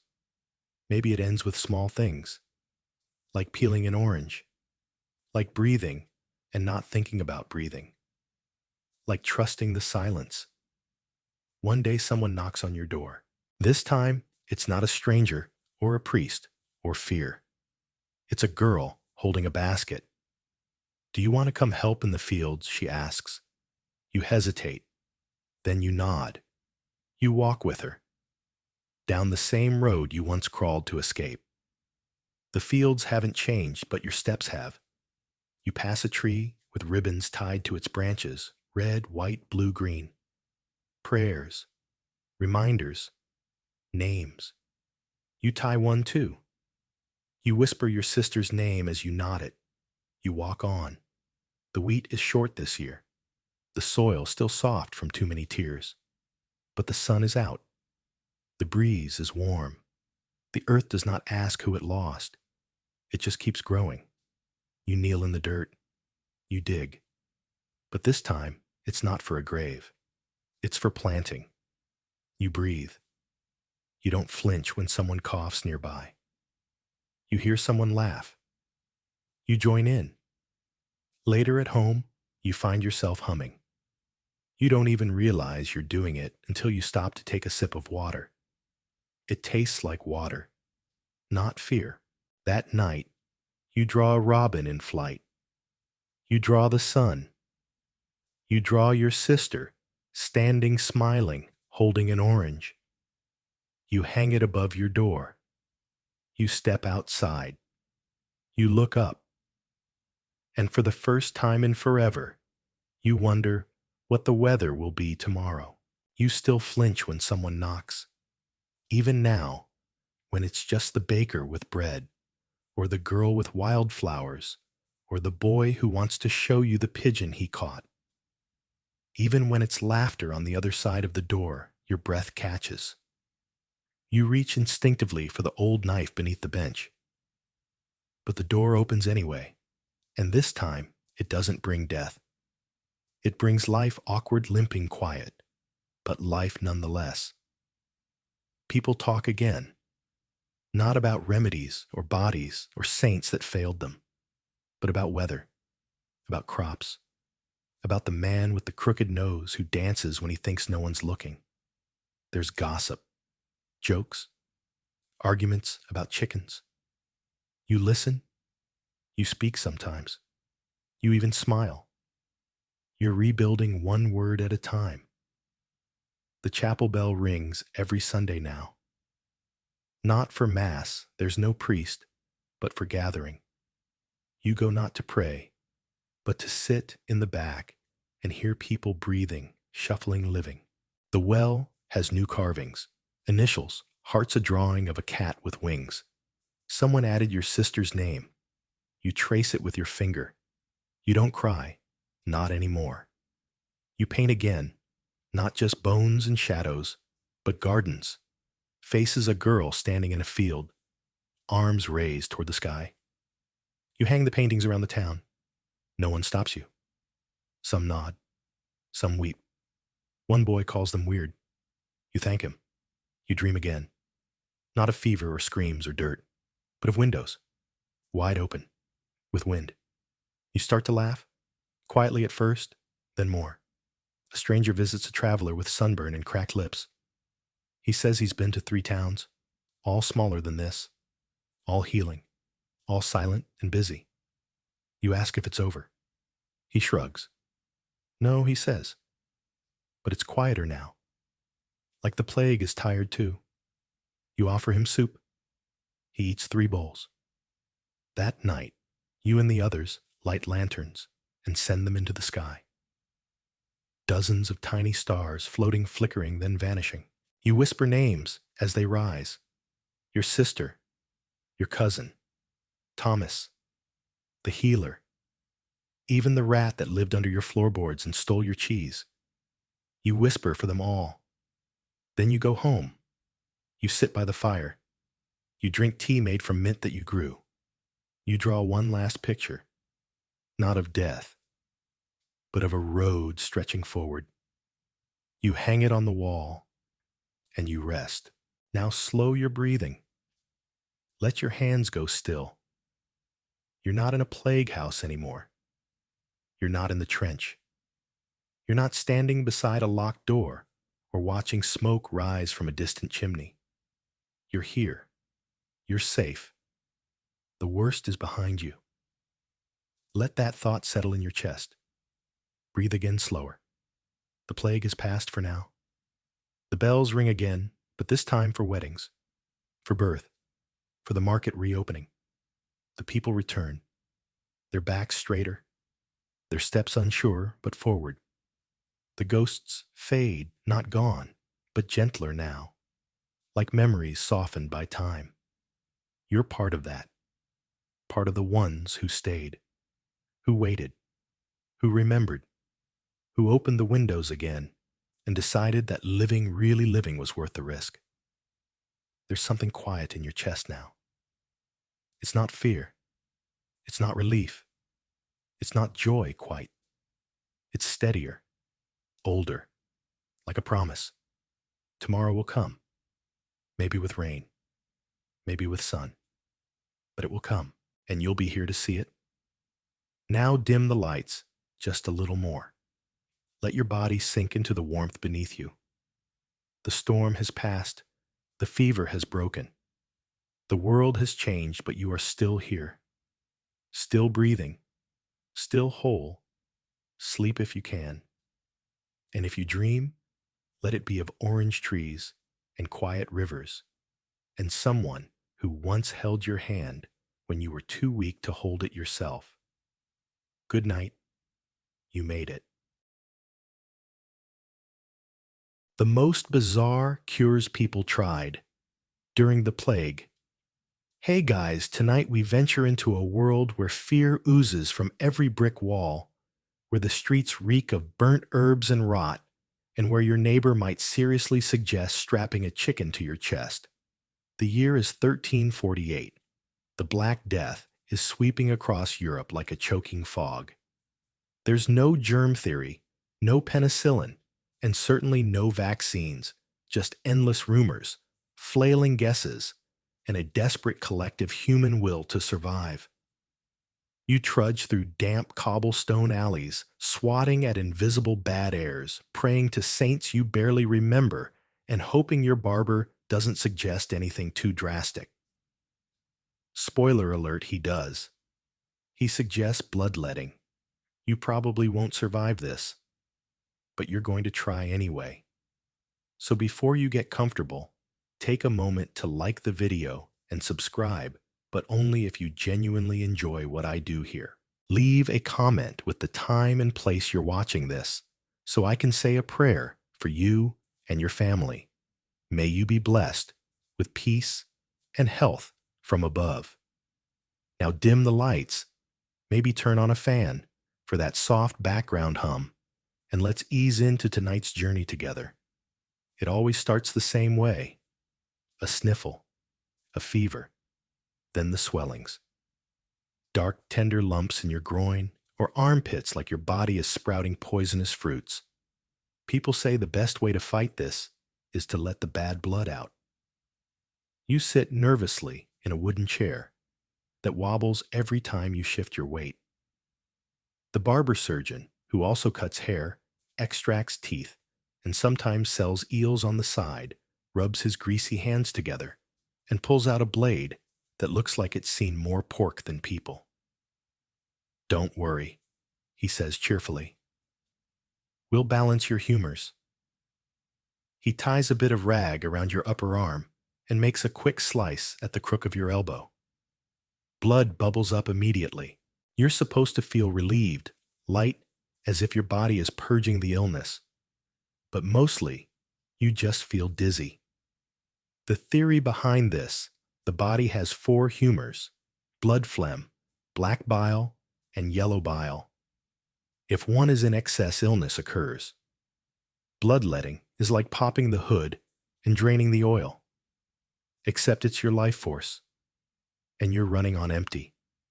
As the blood spills into a cracked ceramic bowl, your barber hums. Outside, a bell tolls for another lost soul. You try not to think about it. Bloodletting isn't just a homebrew fix, by the way. It was endorsed by medical authorities from Avicenna to Galen. Hospitals had entire schedules built around the lunar calendar for ideal bloodletting days. Because, yes, apparently the moon could tell you when to bleed. Historians still argue whether this was more ritual or science. Some scholars insist there was a degree of logic. Fevers often went down after blood loss after all. Others see it as medieval placebo theater. Give the patient something dramatic enough, and maybe they'll believe it's working. You wipe your brow lightheaded. The bowl's not even half full, and your barber's nodding like a chef perfecting soup. There's no antiseptic, no gloves, no germ awareness. Infection. Never heard of her. A kid bursts into the room crying. His brother's showing signs.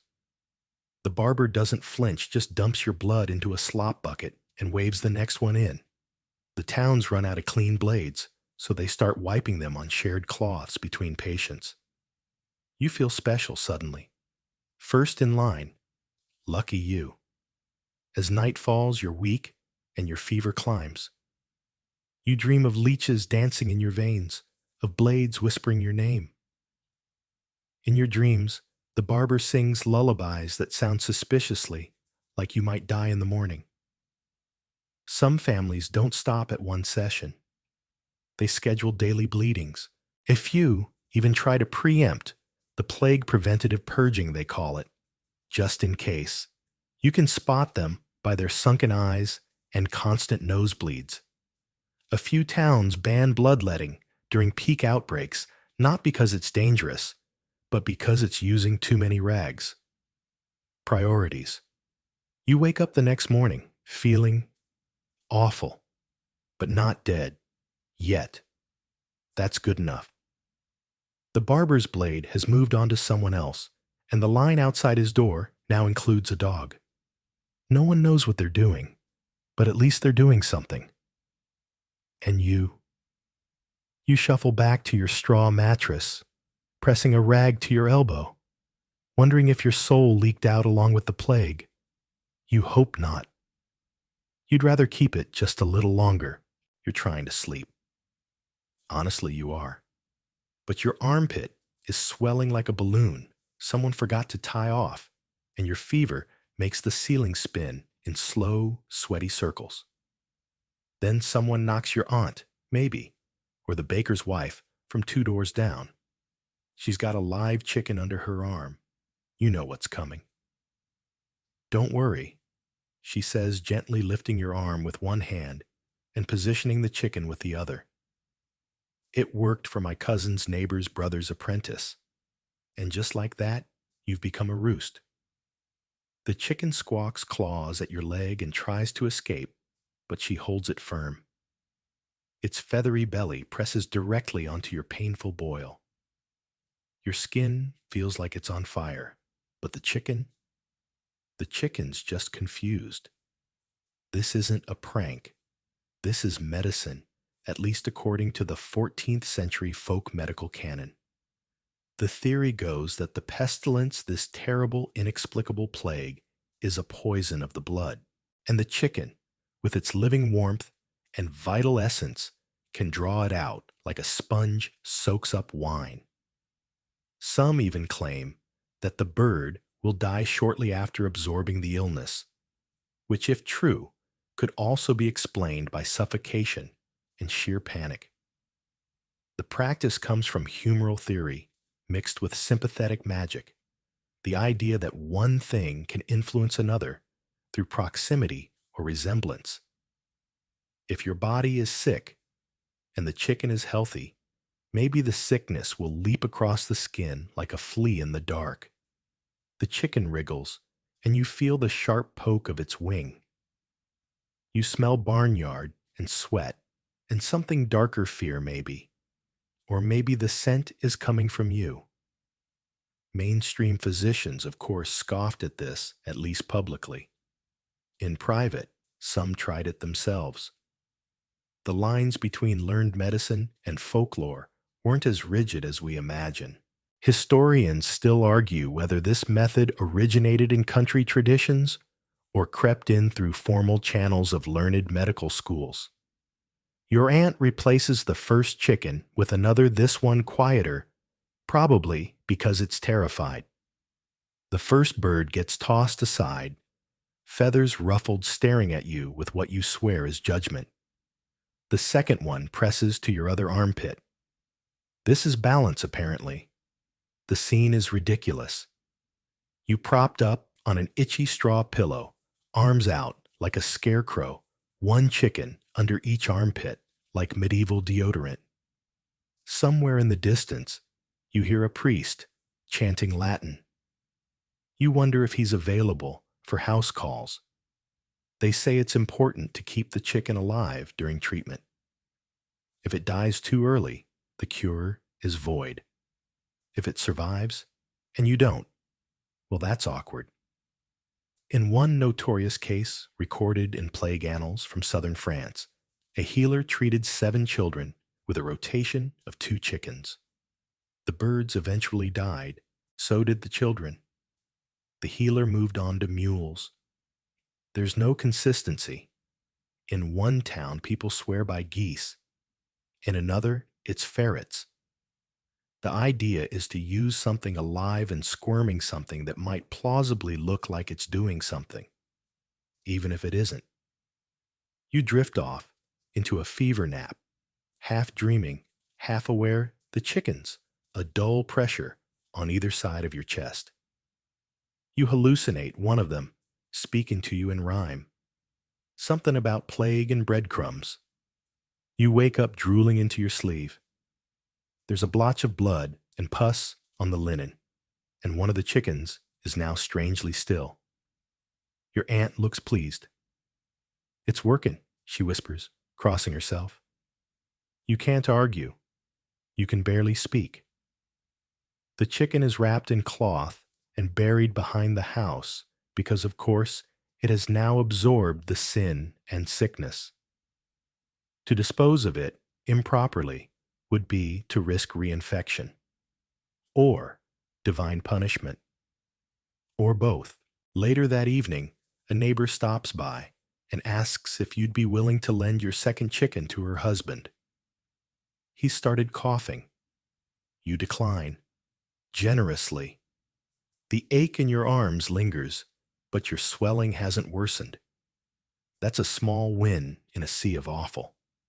You sip a little wine chew on stale bread and try not to laugh as the second chicken hops up onto the table and steals your crust. You let her have it. She's earned it. Sort of. You sleep that night with a strange sense of hope. Irrational, perhaps, but it's better than nothing. And in plague times, better than nothing might be the best you'll get. The next morning, you wake to a heavy scent drifting through your window. Not the usual reek of unwashed bodies and chamber pots dumped too close to the well. This is floral, spicy, almost pleasant until your nose adjusts and catches the undercurrent of something burning. You crawl toward the door and peer into the street. Townsfolk are wandering about like sleepwalkers, swinging pomanders and clutching nosegays to their faces. A merchant trudges past with a bag of lavender tied to his belt and a sprig of rosemary jammed in each nostril. At the town square, someone's lit a brazier filled with rose petals, cinnamon bark, and what looks suspiciously like crushed oyster shells. A hooded man stirs the mix like he's brewing soup, and the perfumed smoke curls into the air, drifting over rooftops and into the lungs of the hopeful. Today's cure scent. They say the plague rides on foul air miasma, they call it. Invisible poison fog that creeps through windows and under doors. The logic is simple. If bad smells carry death, then good smells must carry life. You clutch a piece of linen soaked in rosewater and press it under your nose, grateful for the mild sting that distracts from the pain behind your eyes. This belief in protective fragrance goes beyond superstition. Medical theory at the time fully endorsed the idea of cleansing the air. Physicians recommended carrying sachets filled with cloves, cinnamon camphor, or dried rose petals. You've seen some people burn sulfur. Others boil vinegar and garlic into a nose-watering vapor.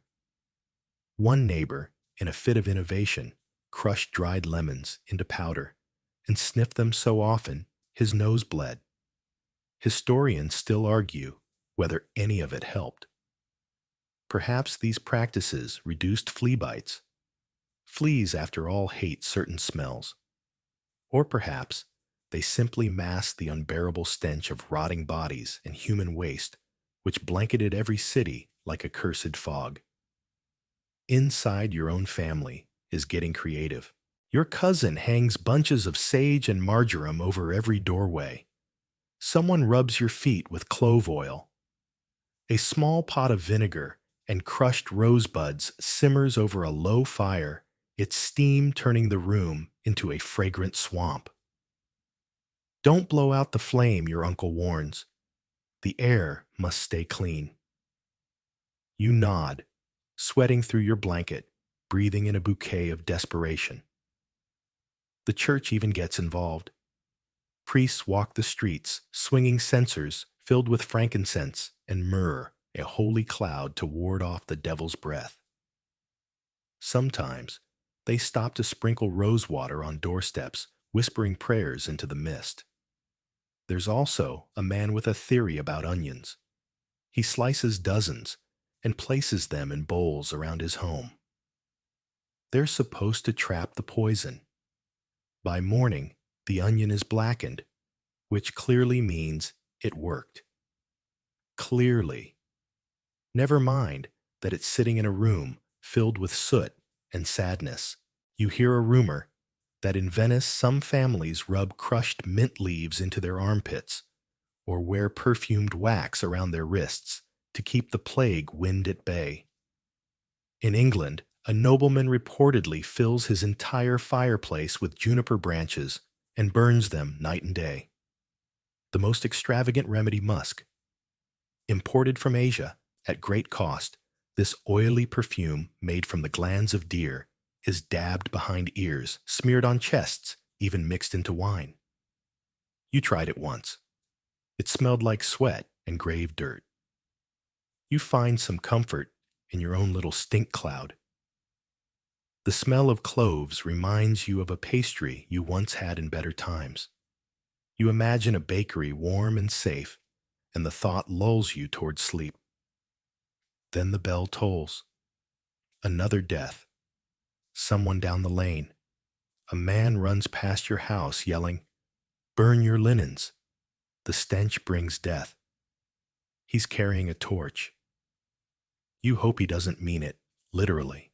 That night, as smoke from the brazier snakes through your floorboards and settles over your pillow, you realize something strange. You don't feel worse. You don't feel better either. But your boils haven't grown, and the fever hasn't spiked. Maybe it's working. Or maybe your body's just bought a few more hours.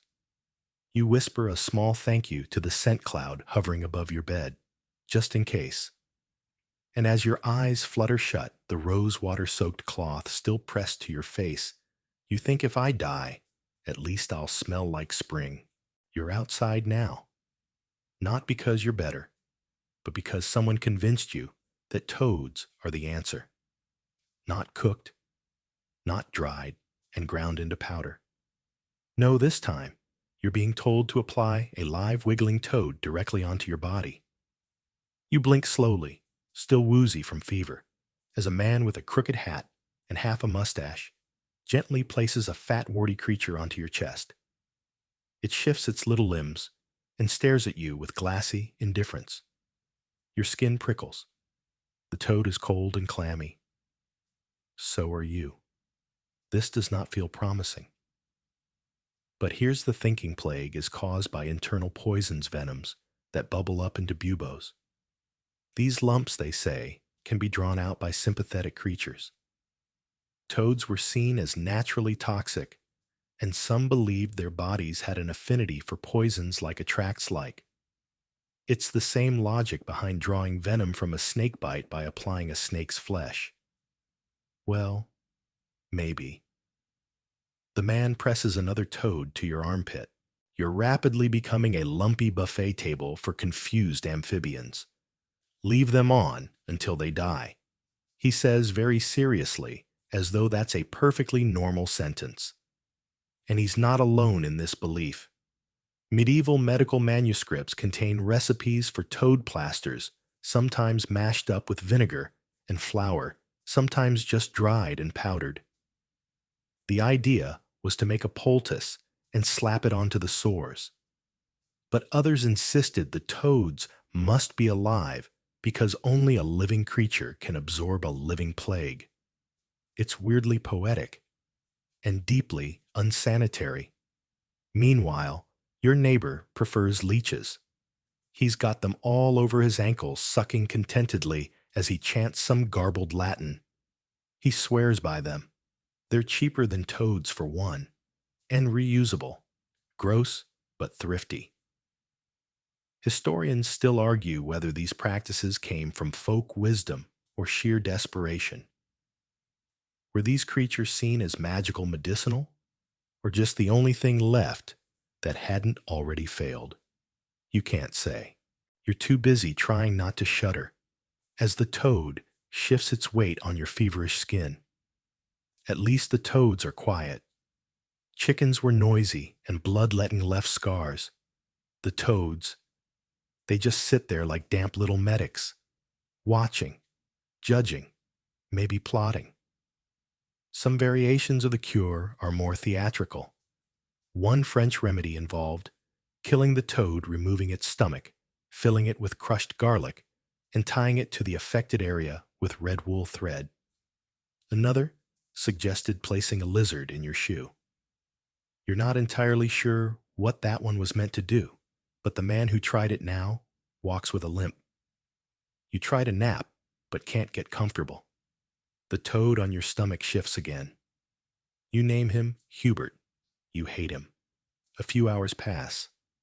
Your fever breaks ever so slightly, enough that you can sit up and sip some water. Coincidence? Or Hubert's healing touch? You really don't want it to be Hubert.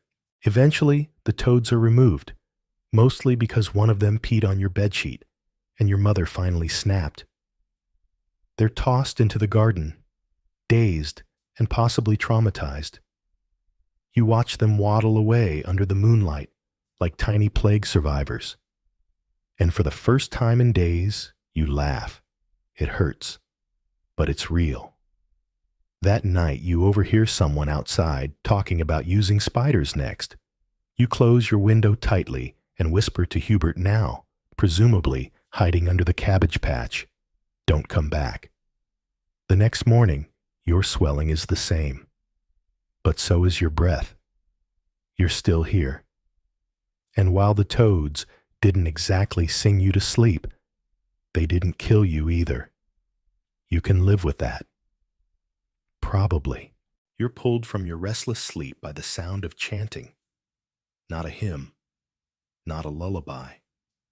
A rhythmic, echoing chorus of Latin phrases shouted through the early morning fog. You peek through the warped glass of your window, and what you see makes your blood run colder than your fever ever did.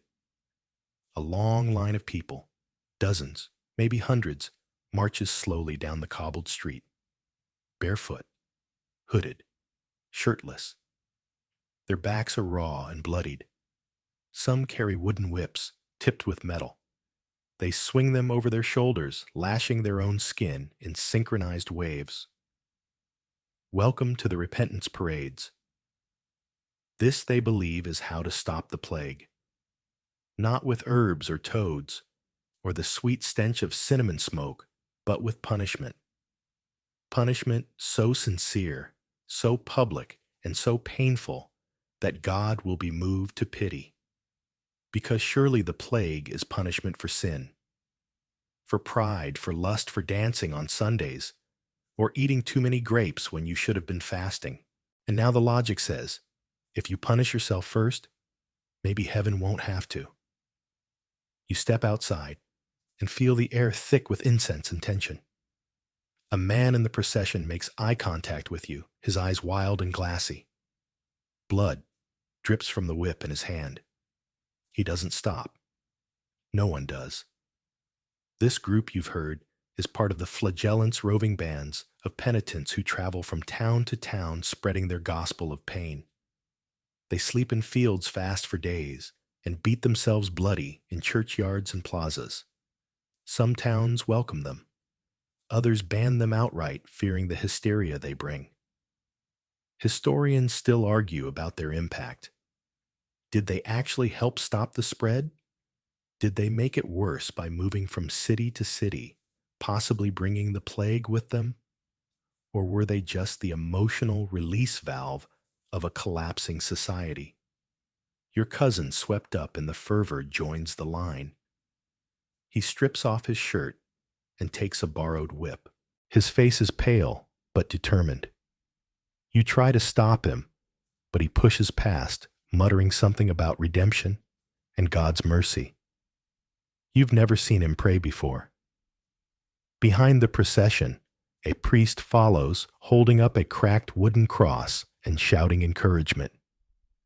Others kneel along the roadside, sobbing, begging for forgiveness.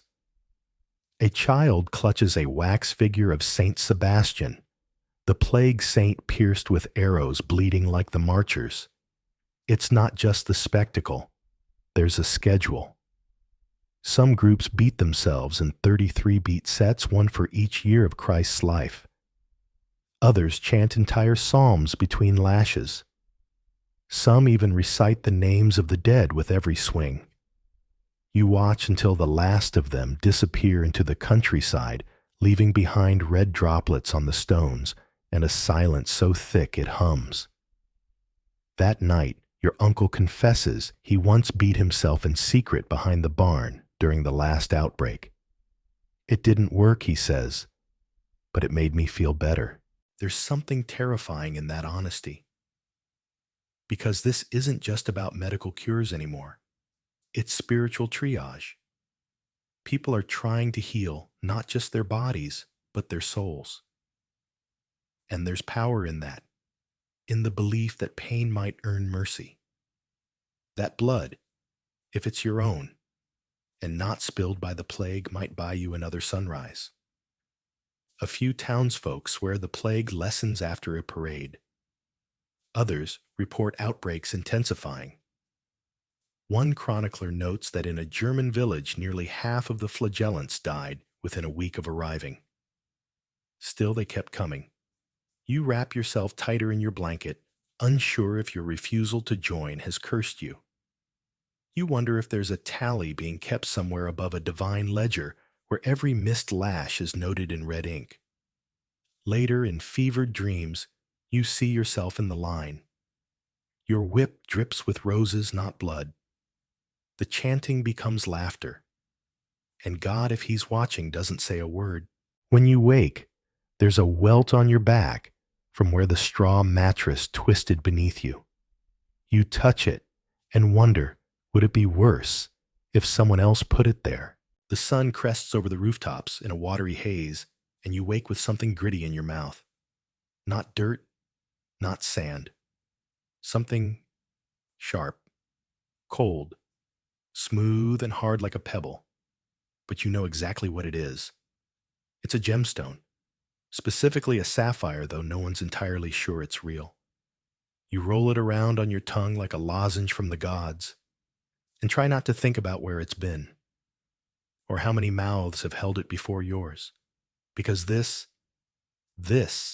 is nobility medicine. The kind that drips with wealth and confidence. Gemstones, they say, are not just beautiful, they're powerful. They hum with celestial energy. And some people, particularly those in fancier hats than yours, are convinced that certain stones can pull the sickness right out of your body. You look across the room at your neighbor's daughter, who's lying with a ruby pressed against her chest and an emerald sewn into her sleeve. She hasn't moved in hours. Still, Her family keeps switching the gems like they're rotating crops. This gemstone cure isn't new. The theory dates back centuries. Ancient Persians believed lapis lazuli cured eye diseases. Medieval Europeans thought amethyst could prevent intoxication, though judging by your uncle's behavior last night, that one's shaky. And during the plague, people began assigning specific stones to specific symptoms. Got a fever? Try a sapphire. Swollen glands? Emerald. Coughing blood? Perhaps a garnet. Or, if you're really desperate, a diamond. But good luck affording that. You've got the sapphire because someone found it in a pawn shop and said it felt right. Historians still argue whether this was symbolic or a sincere belief in a stone's material power. Was it about channeling divine forces or just clinging to anything that sparkled when the world went dark? The church had mixed opinions. Some clergy condemned gem healing as pagan nonsense. Others endorsed it, especially if the stone was blessed and mounted in gold with a few relics tucked inside. One bishop was buried with a chalcedony in each hand just in case heaven was checking for credentials. You try to remember what you're supposed to do. Is the sapphire meant to touch your tongue, or just rest beneath it? Should it be warmed in fire first, dipped in holy water? No one gave instructions. A merchant's wife insists that the stone must be wept upon before use.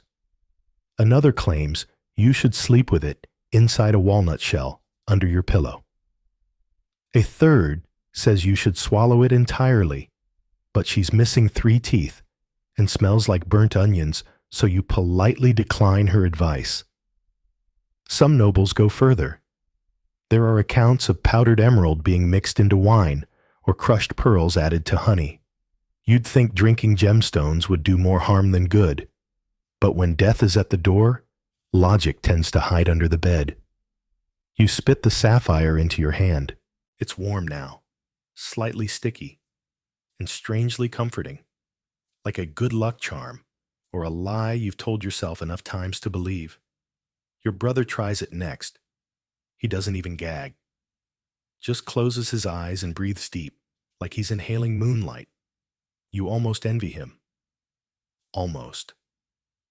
Later that afternoon, a group of children runs through the street, tossing pebbles and pretending they're magical amulets.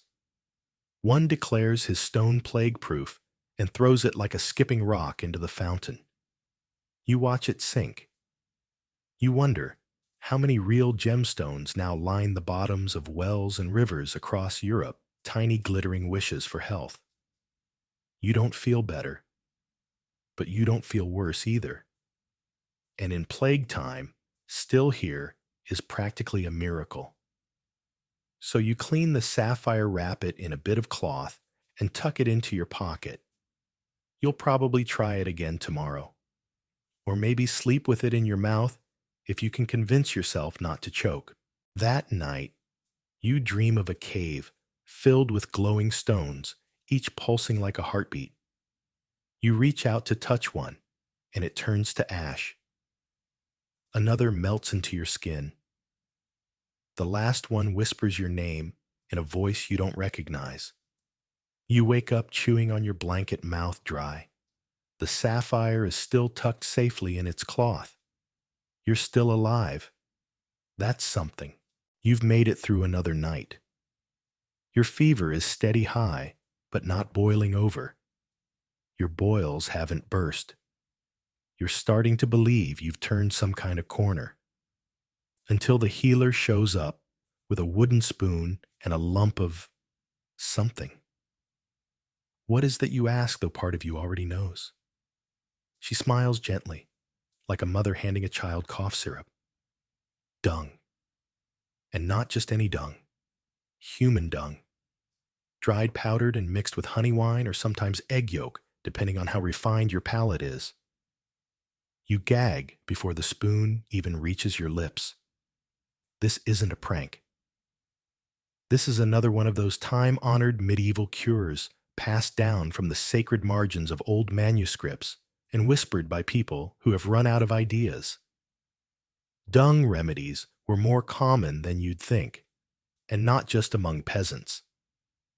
Monastic medical texts preserved these treatments with shocking earnestness. Saint Hildegard of Bingen, a Benedictine abbess and polymath respected in her time, wrote extensively about the medicinal uses of feces. Her writings describe using manure poultices to draw out infection and even ingesting certain excrements under very precise conditions. And so now, here you are staring down a spoonful of someone else's waste offered with the kind of gravity usually reserved for wedding rings or last rites. You close your eyes, open your mouth, and hope your stomach doesn't betray you. The taste is masked by wine and herbs, but your body knows what's happening. Your soul knows.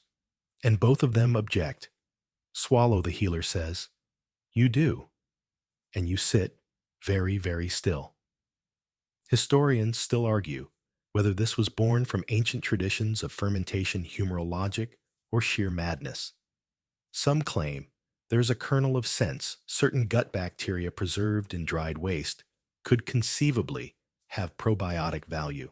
Others argue it was just magical thinking combined with desperation. You're too busy clutching your stomach to ponder academic debates. The treatment doesn't stop there. Your healer recommends a poultice next made of cow dung, leavened bread, and onion. This will be smeared directly on your buboes. You lie back and let it happen. The mixture is warm and thick, and when it hits your skin, it steams slightly. You can't decide if the sensation is soothing or sinister. Your cousin walks in, sees the scene, and quietly turns around. Later, you'll hear about other variants' pigeon droppings mixed with goose grease, horse manure steeped in brandy. One bizarre Flemish remedy involves mixing dung with crushed emeralds and lard, because if you're going to die, you might as well be expensive. You also hear whispers of a monk who swears by his own excrement. The freshest is the most potent, he insists, sipping something from a wooden bowl. You make a mental note never to visit his abbey. There's something terrifyingly intimate about these treatments. Most plague cures try to push the disease away, burn it, bleed, suffocate it with flowers. But dung invites the body into direct contact with rot, with waste, with death itself. You sleep that night with the poultice on your neck. It smells like a barnyard caught fire and then rolled down a hill. But the swelling seems slightly less angry in the morning. Is it working? You have no idea, but you're still breathing. And at this point, that's enough to make you wonder, what else might you be willing to eat? By now, you've surrendered all dignity. You've eaten dung-hosted toads and carried a sapphire like it's a talisman forged in heaven. So when the apothecary's apprentice arrives carrying a bag of sulfur and a sack full of dead snakes, you don't even blink. You just scoot over to make space. The room is quickly filled with the unmistakable stench of burning serpent and rotten eggs. He tosses a coil of snake onto the fire and sprinkles sulfur powder over it like seasoning. A thick, oily smoke rises, stinging your eyes and clinging to your clothes. This, he says, proudly waving his hand through the haze, will sterilize your lungs. You cough violently, snake smoke as medicine. It's not even the strangest thing you've heard this week. People believe the plague is carried in the air. Remember the miasma theory. And so burning something so foul that it overpowers the pestilence is, in their view, brilliant. And snakes. They're not just terrifying, they're mystical. In some traditions, snakes represent transformation and healing. In others, they're sin and death. Either way, If you want to freak out the plague, a charred viper seems like a decent bet.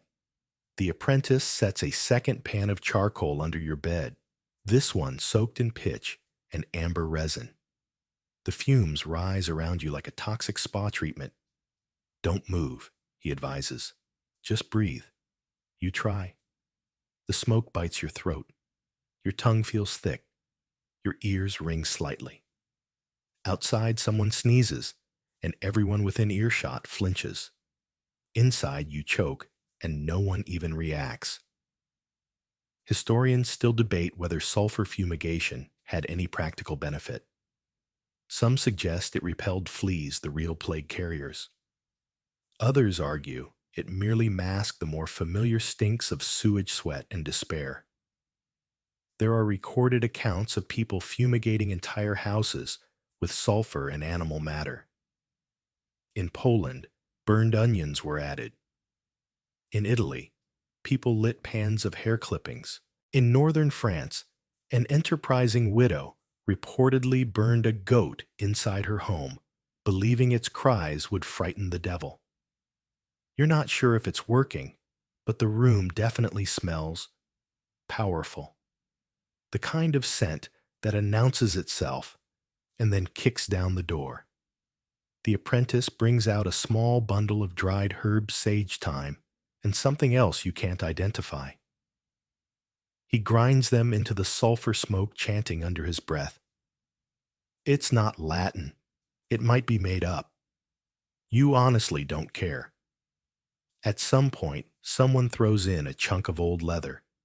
Apparently, the smoke of tanned hide has a cleansing effect. You suspect it just makes the air harder to survive for anything plague included. You start to hallucinate mildly. You see the snake rising out of the brazier, its form reforming in the smoke coiling around the ceiling beams. It speaks in riddles. It knows your name. You blink. It's gone. The apprentice fans the smoke towards you with a feathered fan that smells suspiciously like wet bird. Your eyes are watering uncontrollably now, and you're sweating, but you're not sure if it's from fever or fumes. You lose track of time. Hours, maybe. The smoke thins, and a breeze sneaks in through the shutter. You can breathe again. Sort of. Later, a neighbor stops by with news her brother's house caught fire doing this exact thing. Burned to the ground. Everyone inside survived the plague, though, so now people are wondering if fire itself might be the answer. You survived the night throat, raw head pounding. Your skin feels weirdly tight, but you're alive. Again. So maybe the snake smoke did something. Or maybe it just kept the rats away. Either way, when the apprentice offers to return tomorrow with a flaming scorpion and some dried pig's blood, you nod. You'll try anything once. The next morning, your voice is hoarse, your eyes are red, and your room still smells like someone grilled sulfur-drenched shoes. You think maybe it's time for something less smoky. Unfortunately, your next treatment involves mercury. Yes, that mercury. The liquid metal that modern warnings slap skull and crossbones labels onto. But back in plague times, mercury wasn't poison, it was promise. A shimmering, silvery elixir that people believed could balance your humors, purge your pestilence, and maybe even make your skin glow if it didn't kill you first. The apothecary returns. He doesn't knock. He rarely does anymore. In his hands is a small ceramic bowl, glistening with what looks like molten moonlight.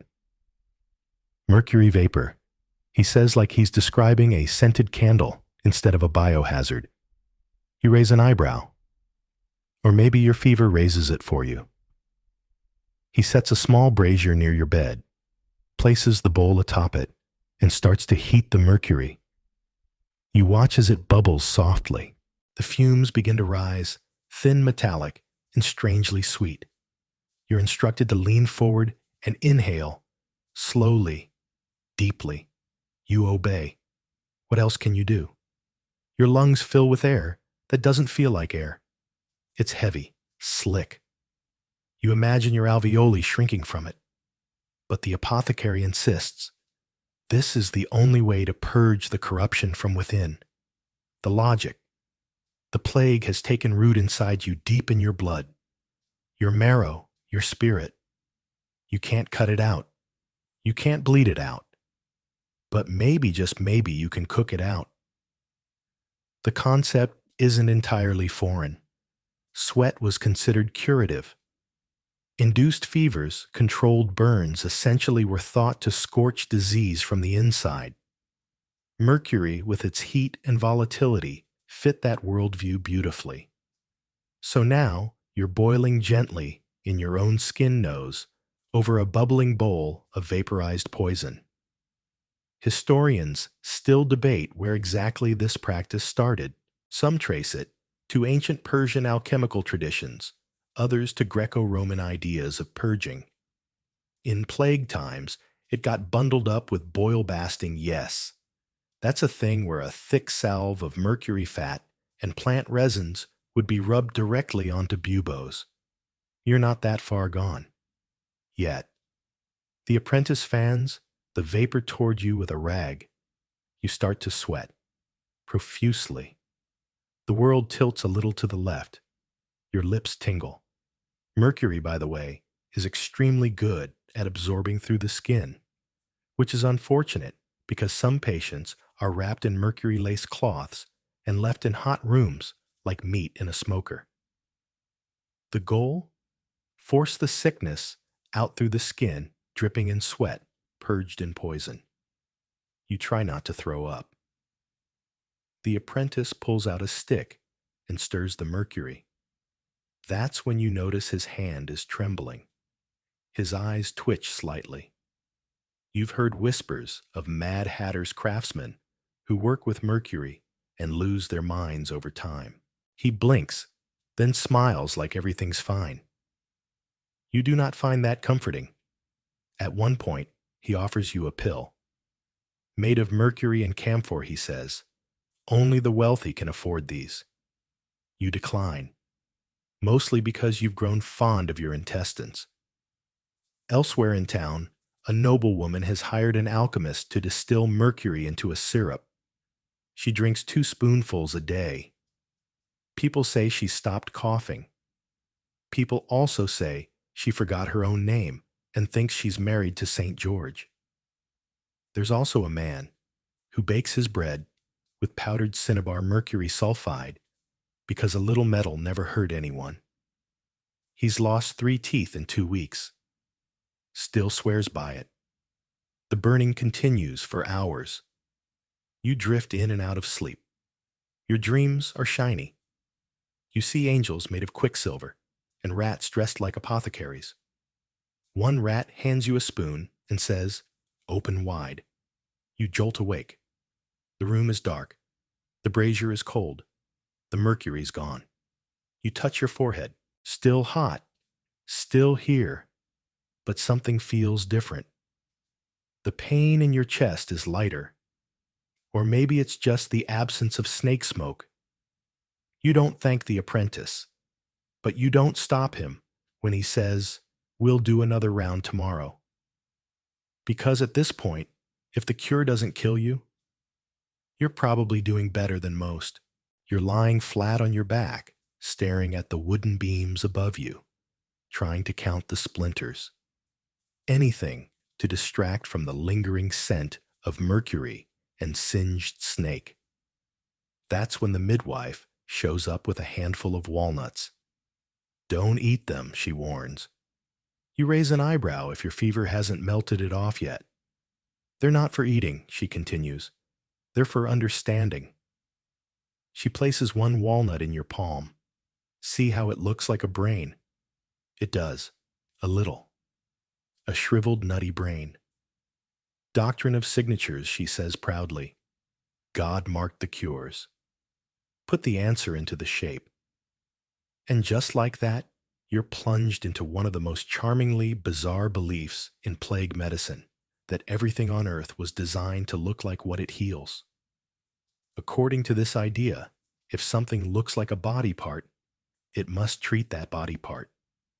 A walnut for the brain, red beetroot for blood, lungwort for lungs, because its spotted leaves resemble alveoli.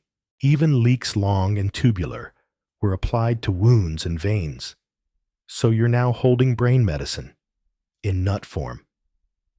Historians still argue whether this theory came from ancient herbal traditions or blossomed later during the Renaissance. What's certain is that by the time the plague hit, people were scrambling for any divine breadcrumbs that might lead to salvation, and the doctrine of signatures felt like a holy puzzle worth solving. Eat this, the midwife says, handing you a strange root. Carrot. Good for the eyes. But I don't have eye plague, you mumble. She shrugs. Prevention. Soon you've got a full herbal buffet around you. Calendula for the skin, because it blooms like a rash. Kidney beans, of course, for your kidneys. Grapes for lungs. Figs for the bowels. A sliced fig is apparently the colon's portrait in fruit. This turns into an entire ritual. She places plants on your body like she's assembling a very confused salad. She puts a strawberry on your nose for the heart, she says solemnly. Because strawberries are shaped like tiny hearts, you feel ridiculous. You look ridiculous. But then again, you once had a toad on your chest, so this barely cracks the top 10 anymore. And here's the thing, it's not all wrong. Some of the plants actually contain compounds that do help the organs they resemble. Lungwort does have mild antiseptic properties. Walnuts are rich in omega-3s. Garlic, often used for blood because of its heat, has antimicrobial effects. Coincidence maybe. Or maybe people just noticed what worked and then reverse-engineered the story. There are other examples. Mandrake root shaped vaguely like a tiny man was believed to cure everything in a tiny man. Bloodroot bright crimson, when cut, was thought to draw out blood clots. Some women wore pomegranate seeds as a fertility charm because of their resemblance to ovaries. You hear of a woman in Florence who created entire cure portraits, arranging herbs into human shapes, one for each patient. She charged by the limb. Her basil ankles were legendary. You try to sit up, knocking over a sprig of fennel meant for your spleen. The midwife tuts and replaces it. Don't move, she warns. Healing is in the symmetry. You wonder what happens if someone's shaped weird. Do they get customized vegetables? She also warns against pears. They're for the throat, she says, but only if sliced lengthwise. Crosswise, they resemble the bladder, and that's a whole different problem. You nod. As one does. By nightfall, your body is a garden. You're sweating through sage parsley and a lone blackberry jammed between your toes for circulation. And strangely, you feel okay. Not better, not worse, just okay. Which in this world is better than fine. You close your eyes, mouth still tingling with the taste of raw walnut. You dream of a great tree, its leaves shaped like lungs and kidneys and hearts. Its fruit looks like little human heads. One drops into your hand and whispers, "Eat me." You do. You wake up alive. And that's enough to keep believing in shapes. You wake up swaddled in red, not just a blanket. Everything around you has been draped dyed or dusted with some shade of crimson. Your scarf, the linen around your neck, the sash tied awkwardly around your swollen wrist. Your mother leans in, adjusting a strip of faded scarlet fabric across your chest, like she's outfitting you for a medieval fashion show. It draws out the illness, she says, smoothing it flat. Red pulls the heat from the blood. You don't argue. You're too tired to care. Wearing the color red wasn't just a trend during the plague, it was a full-blown therapeutic strategy. Across Europe, physicians, herbalists, and ordinary folks began dyeing fabrics, bed sheets, and even walls in shades of red, believing the color could somehow rebalance the humors or redirect the fever. Why red? Because plague was heat. Red is heat. And like cures, remember that logic. If your body is inflamed, then wrapping it in a similarly hot color would act as a magnet pulling the heat outward away from your organs. Or, in another theory, it simply camouflaged the disease from evil spirits. Historians still debate how widespread this color therapy was. Some records suggest elite physicians prescribed it formally, while others argue it was a folk superstition that crept in through desperation and rumor. Either way, people took it seriously. One chronicler describes entire plague wards draped in crimson silk. In Florence, a noble family once burned every blue curtain in their estate and replaced them with vermilion, claiming it kept the infection from reaching their children. You feel like a tomato, a sweaty coughing tomato, but at least you match. Your father drapes another red rag across your forehead. It's warm, damp, smells vaguely of rosewater and vinegar. Apparently, someone soaked it in wine and boiled beetroot before laying it on your skin, because red on red works best. Don't remove it, he says, eyes wide. It must stay in contact with the skin. Even the family dog has a red ribbon around its neck. It sneezes. Everyone steps back. Some say the red trick comes from battlefield lore. Wounded soldiers were wrapped in red to keep their blood calm. Others trace it back to Roman rituals of sacrifice and purification. In medieval times, red was associated with strength protection and divine anger, perfect for scaring away the devil or rogue miasmas. You hear a rumor about a traveling doctor who prescribed ruby rings to be worn against the skin. He also charged a ruby's worth per visit, so maybe he had ulterior motives.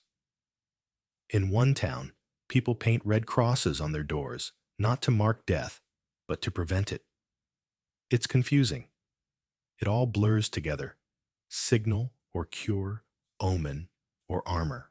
You sit up woozy and glance at your own reflection in a cracked bit of glass. Your face is flushed, your lips dry, but the red fabric wound around your head gives you an oddly regal look, like a fevered prince or a sacrificed lamb. Outside, a parade of penitents passes again, many of them also draped in red. You wonder if the flagellants have embraced it as uniform, or if it's just what happens when everyone shops at the same apothecary. You hear about another theory less common, but still whispered among the desperate. Red clothes bleed for you. If the sickness is in your blood and red fabric represents bleeding, then the cloth absorbs your suffering, soaking it up like a sponge. That night you sleep under red sheets. You dream of rivers, all the same color, flowing through cities that look like your town and don't. In the dream, you step into one, and the fever peels off your skin like steam. You wake soaked in sweat, fever holding steady. Your mother changes your bandages with the quiet efficiency of someone who's done it too many times. She burns the old red cloth in the fire. The flames curl higher, tinged slightly violet at the edges. Tomorrow, she says she'll dye new ones using cochineal beetles and red wine. The deeper the red, the better the draw. You nod barely and close your eyes. Maybe tomorrow will be different. Maybe red really is your color. The day begins with a sharp slap of cold across your feet. You jolt awake to find your uncle pouring something pungent over your toes. It takes you a few bleary moments to realize it's vinegar, and not the fresh kind either. This is old cloudy, possibly fermented twice, and now being used as medicine. You try to pull your feet away, but he holds them firmly. Don't be dramatic, he mutters. The socks are next. He pulls out 2 bundles of cloth already soaked through. Vinegar socks. A time-honored favorite for fevers, swelling, and apparently banishing the Black Death. The idea, like everything else, feels half magic and half laundry. Vinegar cools the blood, and if soaked into cloth and tied around the extremities, it draws heat out of the body. In some variations, people even wrap vinegar-drenched linen around their foreheads, throats, or bellies.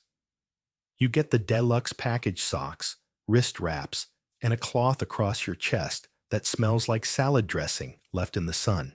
You shiver. But it's not over. Your aunt arrives, with the next horror, a bowl of urine. Human. Lukewarm. Face wash, she says gently. You open your mouth to object. You really do. But by now you've learned that resistance just prolongs the torture. She dips a cloth and begins to dab your forehead, cheeks, neck. The smell is eye-watering, but she works with the delicacy of a courtly lady applying perfume. Urine of a healthy child, she explains proudly. The purest kind. Apparently, in some corners of Europe, urine was considered a natural antiseptic, and not entirely without reason. Ammonia has mild antibacterial properties. Soldiers used it to treat wounds. Apothecaries collected it for various tinctures. Still, having it dabbed across your upper lip, while half delirious from plague, does not feel particularly medical. Historians still argue how widespread this practice really was. Some believe it was mostly peasant lore passed down through generations. Others point to royal physicians who endorse similar treatments in less dignified cases. You get the feeling no one feels dignified anymore. Elsewhere in town, people bathe entirely in vinegar and water, if water can even be spared. It's a luxury now, as clean wells are harder to come by. One merchant is charging a full loaf of bread for a bucket of vinegar. His house gets stoned that evening. Vinegar isn't just for soaking. It's sprayed on doorknobs, rubbed into coins, poured across doorsteps. People believe it cuts the miasma, that invisible evil air we keep hearing about. Some even fill bowls with vinegar and float herbs on top, then leave them in windows as purifying charms. There's even a legend of the 4 thieves, who during a plague in France robbed the homes of the sick, but never caught the disease because they washed with vinegar and herbs after every theft. Their recipe became famous rosemary, sage, mint, garlic cloves, and vinegar steeped for days. You'll hear more about that later. Spoiler: it's delicious on roast chicken. For now, you lie in your vinegar socks, your face vaguely sour-smelling, wondering if you'll ever feel clean again. But your fever does seem a touch lower. Or is that just the chill soaking into your bones? You drift off to sleep, nose twitching with every breath. You dream of being tossed into a giant salad bowl surrounded by garlic and onions, with your family pouring vinaigrette over your shoulders. When you wake, your feet are damp, your face sticky, and your mother is nodding in approval. You smell better, she says. You're not sure if that's a good thing. The cloths are peeled away. You're wiped down with cool water. Your uncle mumbles something about adding sage next time. And just when you think your skin can't absorb another drop of strange liquid, someone walks in carrying a pot of boiled leeks and vinegar. You close your eyes and sigh. Another bath it is. You're finally dry. Your skin no longer squelches with vinegar. Your cheeks don't reek of child's pee, and for one fleeting moment, you almost feel normal until the town astrologer knocks on your door. He enters without waiting eyes, wide robes, trailing a collection of parchment scrolls stuffed under one arm and a candle jammed into the other. You were born under Mars, weren't you? He asks, as if this explains your boils. You blink. I was born in April. Ah, Aries. Even worse. And just like that, your plague diagnosis is now celestial. You're not the only one. Astrology in plague times was as standard as leech's lavender or bloodletting. Learned physicians across Europe consulted the heavens before treating patients sometimes, instead of treating them. It wasn't fringe, it was textbook. They believed that planetary alignment influenced the balance of the four humors. If Mars and Saturn, both traditionally malefic planets, aligned in certain houses, the resulting cosmic vibes could disrupt blood bile and phlegm. And guess what? In 1345, those exact planets lined up in Aquarius. People are still talking about it. Some historians believe that one celestial conjunction did more to spread panic than 100 dying cows. Pamphlets were printed. Church bells rang. Monks collapsed in prayer. And all across Europe, people braced themselves, not because a rat coughed, but because the stars had spoken. Venus is in retrograde, your astrologer says, now scanning his chart like he's looking for a coupon code. We must cleanse the fifth house. You try to ask what that means. He's already lighting herbs. He waves sage smoke in your direction, while muttering phrases that sound like spells, but are probably Latin, or possibly just poor French. You cough.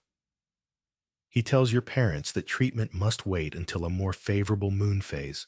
Tonight you rest. Tomorrow we purge. Purge what everything. It's comforting in a deeply unsettling way. Outside towns are printing plague calendars.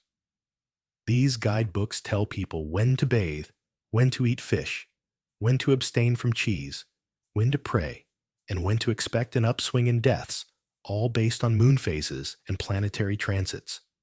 One physician even refused to enter a patient's home because Mercury was in Leo. The man died. Mercury survived. Back in your room, the astrologer's smoke now mingles with lingering vinegar. The smell is indescribable, like someone roasted a salad on a bonfire made of goat hair. He starts arranging stones on your windowsill. Amulets, he explains, to redirect Saturn's energy. He places one on your chest. This will calm your blood. It's just a rock, but a smooth rock. He then asks for a lock of your hair. You comply. He places it in a pouch, mutters something, and pockets it. You try not to wonder what else he's collecting from people. Historians still argue how much astrology truly shaped medical practice versus how much it was just theater, something to offer comfort, guidance, and a sense of order in a world that had none. But here, in your sweat-damp room, it feels very real. You look out the window and see your neighbors lighting candles on their rooftops, forming constellations from the ground in hopes of catching the sky's attention. Somewhere down the road, a man climbs a ladder to rehang his laundry. He believes clothes dried under a diseased moon will infect him. You sigh. That night, you dream of planets turning like wheels over your bed. Mars tosses sparks. Saturn weeps black tears.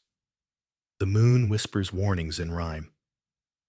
When you wake, your astrologer is gone, but the rock is still on your chest, cool, heavy, maybe sacred, maybe just granite. Either way, you don't move it. Not today. By now, your body is a museum of every cure the 14th century has to offer. You've been bled smoke-stained, salted and sanctified. And just when you think you've hit the high point of absurdity, your cousin enters with a tiny vial of something glittering green. He opens it like a magician, unveiling his finale. Crushed emerald, he says reverently. For strength. For the blood. You blink at him. You want me to drink a rock. He nods. It worked for Cleopatra. That's not a great reason, but you no longer have the will to object. He pours the powder into a cup of wine. The emerald dust doesn't dissolve. It sparkles, clings to the surface like pond scum made of treasure. You take a sip. It grits between your teeth. You immediately regret your life. Drinking crushed gems might seem like an elite absurdity, and it was, but it also has a long and colorful history. The belief in bezoars and mineral tonics dates back to the ancient world where gemstones were associated with the zodiac healing and spiritual fortification. And in times of plague, that ancient superstition surged back like a wave of powdered confidence. Emeralds were believed to ward off poison. In Persia, India, and parts of Europe, kings and queens consumed them, not only for protection from disease, but as insurance against assassination. If emeralds could fend off arsenic, surely they could outmaneuver a few sneaky plague demons. So now, here you are chewing on royalty. The wine stings your throat. The grit lingers. You swear you can feel the powder etching something into your tongue. You hope it's a blessing and not an ulcer. Your cousin hands you more. He's really into this. There's a Venetian doctor who swears by it, he says. And emeralds are ruled by Mercury. Mercury governs nerves and memory. He's clearly been reading your astrologer's hand-me-down scrolls. Elsewhere in town, there are rumors of nobles steeping diamonds in goat's milk and drinking the slurry at sunrise. Others mix powdered sapphires with honey and apply it to buboes.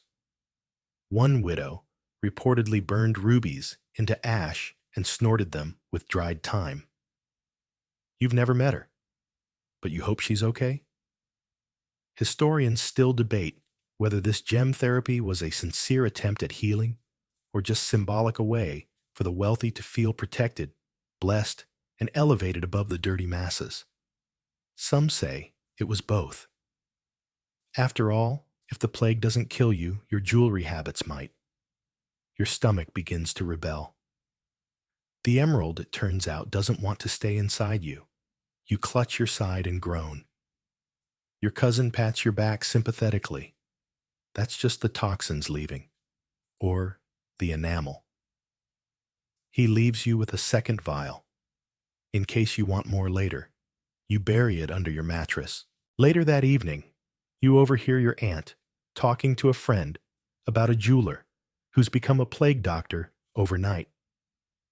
He makes amulets and cures, she says. The same shop. Very convenient. You don't trust a man who sells both rings and remedies. You sleep poorly, dreaming of gemstones crawling across your skin, reshaping your body into a cathedral of crystal. One of them whispers to you in a high-pitched voice, "You'll never die, but you'll never stop glittering." You wake up and spit green into a basin. The fever remains, but you're still breathing. The emerald, well, it's still in your teeth. Today's cure involves a pig, a freshly butchered pig.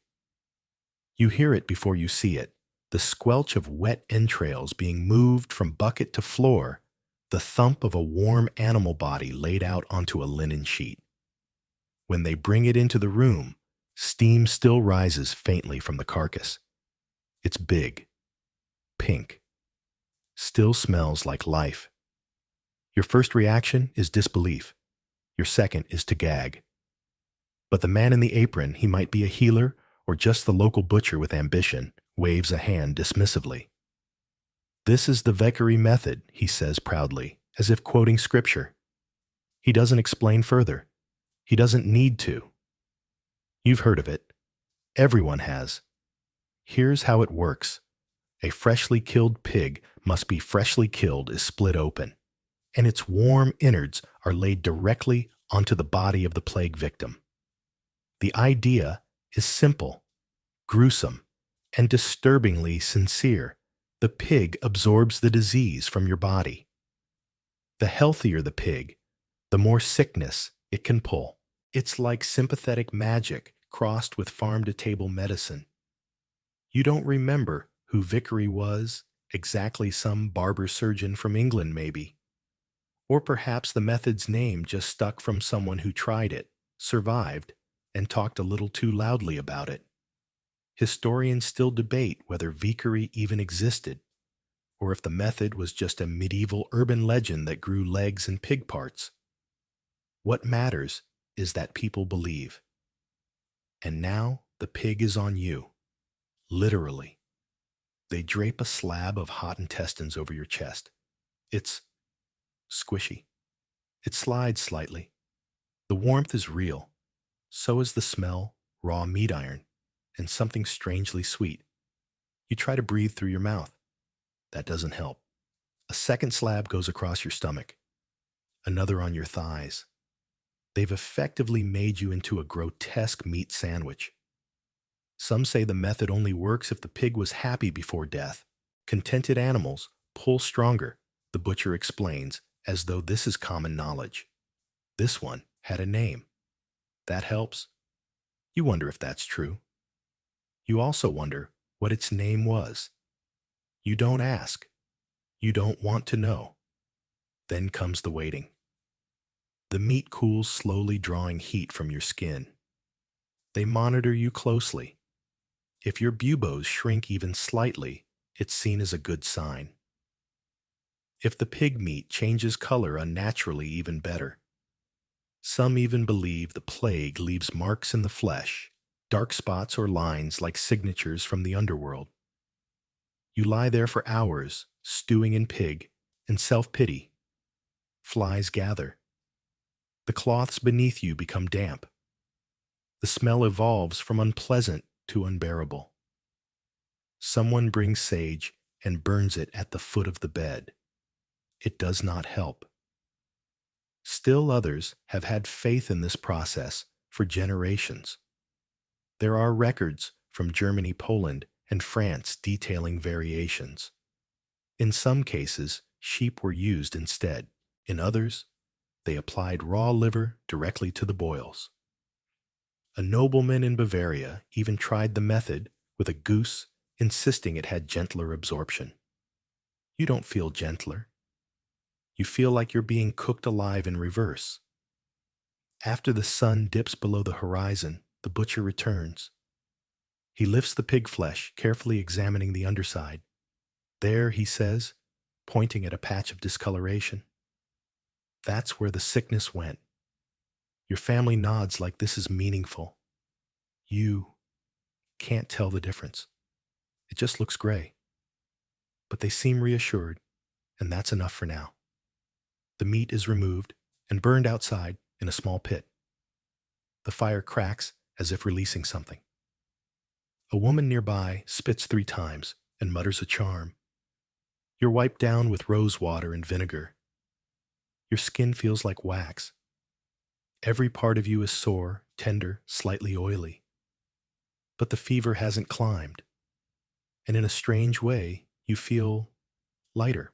Was it the pig, or just the act of doing something? Of pretending you can fight that night you dream of being back in the butcher's shop? The pigs are alive but walking upright. They offer you blankets, whisper that they understand.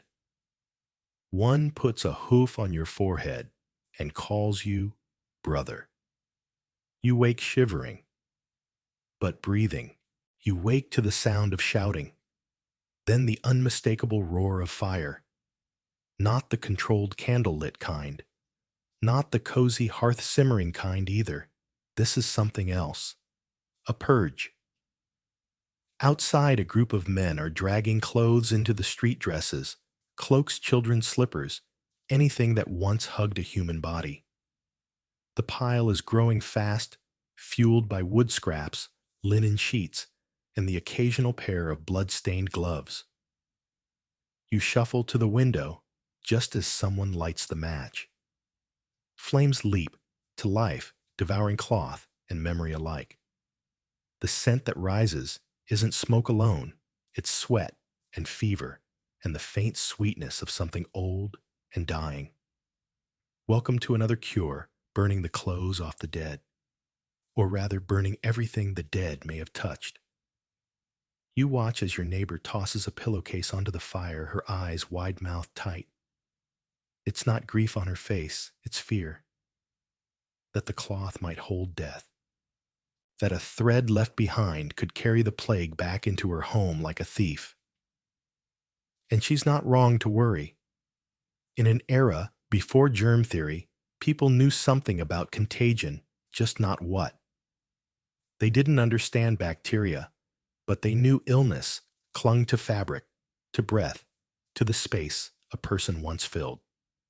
Clothes became ghostly vessels of disease. Historians still argue how effective this practice was. Burning clothing may have indeed killed fleas and bacteria, though whether that was the intent or a lucky accident is anyone's guess. Some towns mandated it. Others only did it when panic reached a boiling point. You step outside and see a heap of your own belongings in the corner. Your old shirt, the one with the wine stain. Your favorite scarf, now faded to a soft pink. You want to object, but you also don't want to die. So you say nothing. A man wearing a blackened apron, the new plague warden, walks from house to house with a torch. If someone refuses to surrender their textiles, he forces the issue. No trial, no discussion. You hear rumors of people sleeping naked in basements, unwilling to risk their last set of clothes. Others wrap themselves in cabbage leaves or flour sacks, muttering that modesty is less important than living. A young boy down the road watches as his mother throws his toys into the fire. Not because they're cloth, but because she isn't sure. And not sure isn't good enough anymore. The flame crackles. Your lungs itch with the smoke. You remember your astrologer's warning about fire under Saturn, but this feels older than stars. This is primal. If we burn what's sick, maybe we can start again. Some people get creative. They don't just burn clothes, they boil them, hammer them, wash them in vinegar and salt water, then hang them out during eclipses. One merchant is selling a service where he sun purifies clothes by laying them out in wheat fields and reading psalms over them. Others take it further. A woman nearby burns her own bed, then the rugs, then the curtains. Her family begins sleeping on straw mats. It's not a cure, she says, it's a line of defense. The night brings quiet. The fire is down to embers. Your home is stripped bare. The air smells sterile but haunted. You wrap yourself in a borrowed wool blanket and lie on the floor. Your skin tingles, not from fever, but from absence. Like your body misses your old shirt. You dream of a field of cloaks waving in the wind like flags. They whisper to you in fabric speak, "We remember you." When you wake, your first instinct is to find them, but they're gone. Ash now. You breathe in. The air is clearer than it's been in days, and the fever's still there, but distant, like it's unsure if it should come back. You pull the blanket tighter, let the silence settle, and try not to think about how much you used to love that scarf. You're trying to enjoy the brief peace that follows fire, but of course someone has another idea. This time, it's your cousin again, the one who gave you the crushed emeralds, and still insists he feels spiritually lighter after the mercury fumes. He enters with a small sack, a confident grin, and a glint in his eye that means nothing good is about to happen. I brought toads, he says. Not this again, but yes again. You watch as he pulls one out, like a magician presenting a dove. It wriggles wide-eyed and damp, just as confused as you are. This one goes on your thigh, he says. You sigh and roll up your tunic. The idea behind this cure is the same as last time transference. The toad, being a creature associated with toxins, decay, and damp earth, is thought to draw the poison out of your body, particularly from swellings and buboes. The closer it is to the infection site, the stronger the effect. Last time, it was your chest. This time, your thigh has begun to swell hot and tender to the touch. Your cousin considers this an upgrade in the treatment plan. He ties the toad on with a strip of linen gently, but with the determination of someone applying a medical bandage. The toad nestles in limbs twitching, probably wondering what it did to deserve this. You share its confusion. You lie back, wait, and try not to focus on the fact that you're now bound to an amphibian. Historians still argue how literal this transfer of illness was believed to be. Did people think the toad actually sucked the plague out? Or was it more symbolic a way of showing the body let go of sickness? In some versions, the toad dies shortly after being removed. If that happens, people take it as proof that the cure worked. If it doesn't, we'll try another toad. There are even reports of entire households raising toads for this purpose. Tiny backyard herpetological hospitals. Some families became known for having the best toads. You suspect this had more to do with desperation than breeding. Another cousin stops by this one, holding what appears to be a frog. Will this work too? She asks. Only if it's from the right marsh, your first cousin replies quite seriously. They begin debating the regional effectiveness of amphibians. You close your eyes and pray for either recovery or a meteor. Meanwhile, the toad on your thigh seems content. Its belly rises and falls with slow breath. Your skin tingles under it, not painful, not pleasant, just strange. They leave you to rest. You lie there trying not to shift too much. The toad makes a small sound that might be a croak. You tell yourself it's a healing chant. Elsewhere in the village, people are experimenting with other animals. Ferrets, for example, are tied to arms and legs. One woman is rumored to sleep with a hedgehog taped to her belly. Another swears by laying eel skins across the forehead to balance the inner waters. You suppose it's not much stranger than toads. But the idea of taping a spiny rodent to your stomach gives you pause. After a few hours, your cousin returns to check on the toad. He lifts it carefully. The underside is slick, and the toad's movements are slow. He's absorbed quite a lot, he says reverently. He takes the toad outside and buries it in a shallow grave. A sacred vessel, he murmurs. You raise an eyebrow. Don't laugh, he warns. The illness goes with it. If you dig it up, it comes back. You were definitely not planning to dig it up. The swelling in your thigh hasn't grown. It hasn't gone down either. But you're alive. And at this point, every morning you wake up breathing feels like a small private miracle. That night you dream of toads gathering in a circle. They chant in unison. One of them wears your cousin's hat. You wake up and check your thigh. Still swollen, but not worse. You whisper, "Thank you," to the empty space where the toad once was. Just in case. The next morning begins with a long walk. Not because you're feeling stronger. No, your legs ache, your throat rasps like dry parchment, and every few steps feel like dragging yourself uphill through invisible mud. But your neighbor insists. You have to pass by the stone, she says, or the plague won't know where to go. You're too exhausted to argue, so you follow. You shuffle through narrow lanes, past shuttered homes and silent windows, until you arrive at a crossroads. There, set right in the middle, is a boulder, not natural, not decorative. Someone has carved symbols into its surface, circles, spirals, a line that might be a snake or a river. This is a plague stone. And this is part of another strange remedy, one that blends old world superstition with desperate logic to trap the illness somewhere else. The idea is simple, if chilling. Plague isn't just a disease, it's a spirit, a curse, a wandering presence that can be contained. And with the right spell, the right symbol, the right stone placed at the right crossroads, it can be tricked into staying put. Some say these stones are built with grave dust.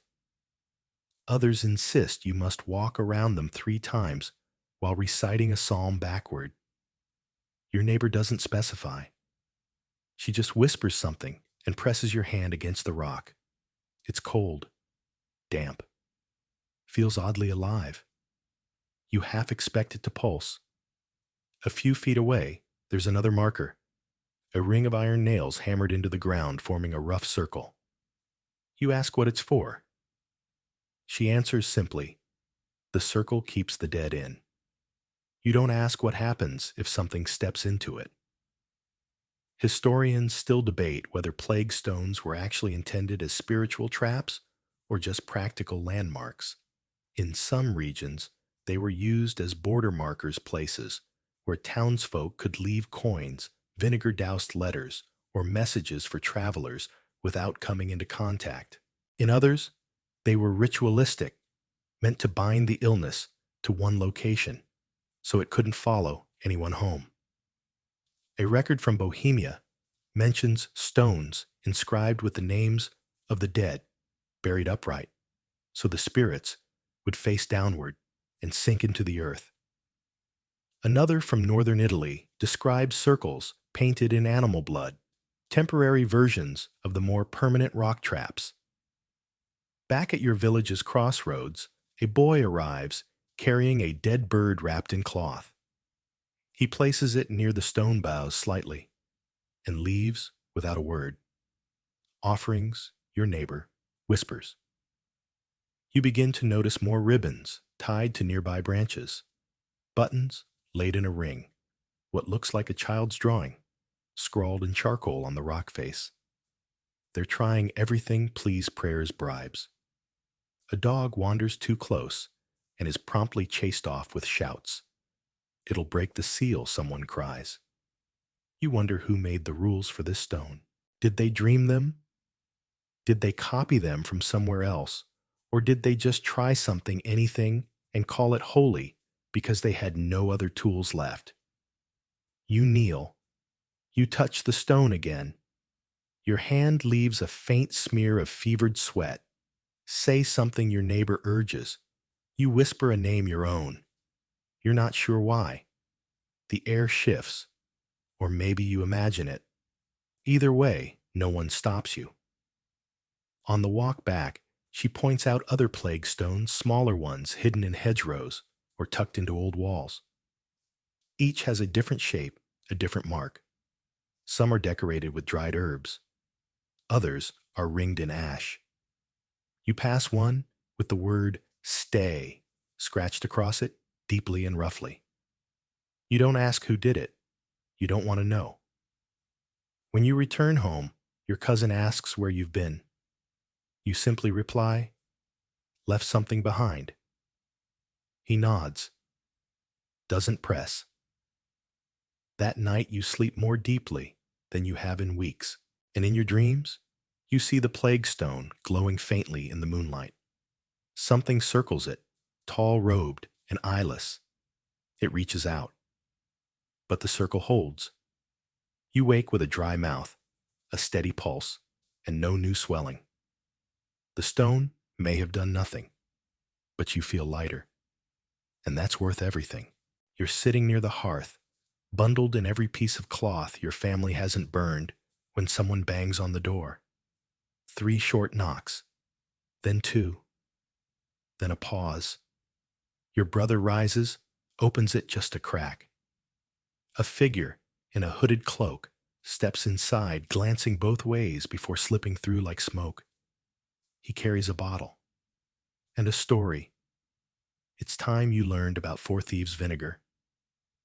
He places the bottle gently on the table. It's dark, sealed with wax, and smells like a combination of pickles and old wine. He leans in and whispers like he's sharing a secret that might save your life. This, he says, kept them from dying. Them who the thieves. The legend is delicious. During one of the worst outbreaks of plague in France, a group of 4 thieves managed to loot the homes of the sick and dying without ever catching the disease. When they were finally captured, the judge offered them mercy if they revealed their secret. And they did. It was this vinegar infused with herb spices and sometimes garlic. They rubbed it on their skin, soaked cloths in it, and breathed through it like perfumed armor. You eye the bottle skeptically. Drink, you ask. Rinse. Rub. Sniff. Never drink unless you're already dying. He winks. The scent is sharp, and herbal rosemary, thyme, sage, lavender, mint, cloves, and lots of garlic. It hits your nose like an alchemist's slap. Your eyes water instantly. You soak a cloth in it and tie it around your neck. The fumes rise slowly, as if climbing into your skull. Your nose tingles. Your cheeks sting. Your thoughts go very, very quiet. Historians still debate whether the 4 thieves ever existed or whether the story was marketing genius for some medieval apothecary. There are dozens of versions of the recipe passed down by midwives, herbalists, and traveling monks. Some add wormwood. Others include marjoram or rue. One even calls for crushed camphor and powdered pearls for nobility only. You don't care who invented it. The bottle exists. The smell is real. And in a world where sickness has no shape, no rules, and no mercy, anything with a name feels powerful. Your family gets to work immediately. Cloths soaked in the vinegar are hung in the windows. One is placed under your pillow. Your father rubs some on the soles of his feet to poison the death from below. Even the dog gets a sniff, though he sneezes, and hides under the table afterward. Your brother takes the bottle outside, where he paints the door frame with it, as if the vinegar is holy oil and your house a church in siege. You lie still, inhaling shallowly, letting the scent wrap around your head like a second skull. You don't feel better exactly, but you do feel fortified. Like if death walks in, he might wrinkle his nose and move on. Elsewhere in town, people start whispering the recipe. A widow down the road is brewing her own batch, stirring it at dawn while chanting Psalm 91. A merchant's apprentice sells watered-down versions in small vials stamped with red wax and a crude drawing of a thief's mask. The name spreads faster than the plague. In a week, everyone's making it. 4 thieves. Vinegar becomes part of the folklore of survival. One morning, your cousin brings you a soft cloth soaked in it, presses it to your hands, and says, "Let the thieves protect you." It's a strange thing to be protected by criminals, but somehow it fits.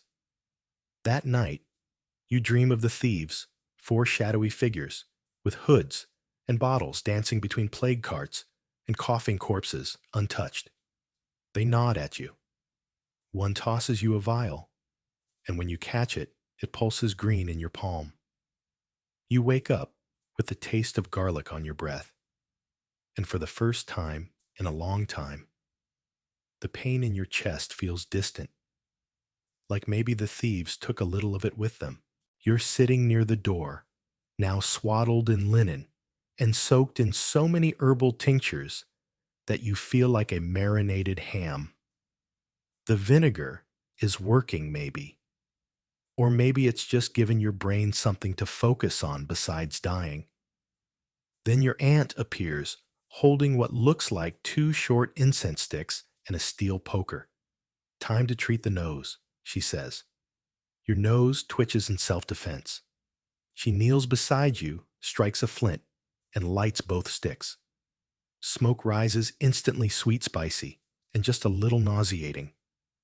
She waves one under your chin, then the other toward your temples. Then she gently, lovingly does the unthinkable. She sticks the end of one directly into your nostril. Breathe.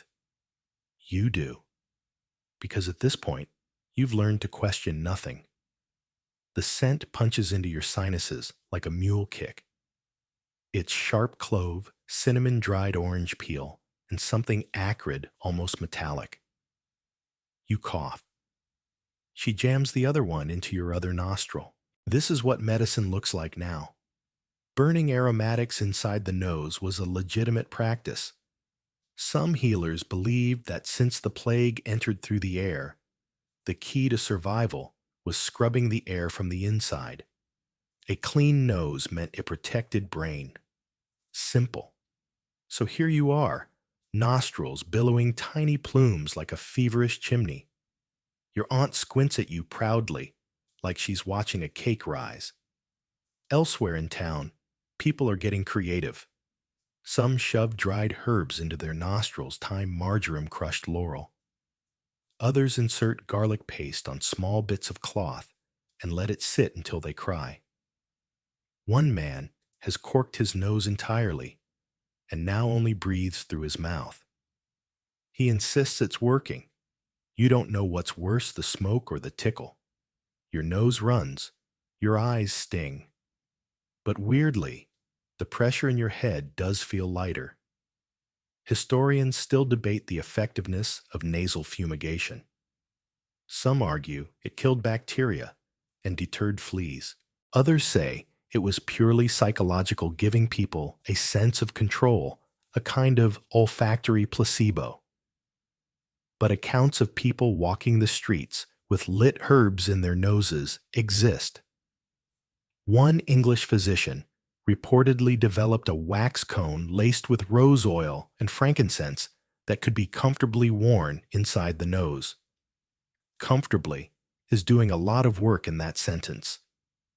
The nobility had their own version, gold-plated nose cages filled with perfumed cloth. Peasants, meanwhile, used hollow reeds filled with mint leaves. One farmer supposedly stuck a dried fish spine up each nostril and refused to take them out for a week. Compared to that, your two smoldering herbs are positively elegant. After a few minutes, the smoke is replaced with a vinegar-soaked rag for cooling. The relief is immediate. You can breathe again.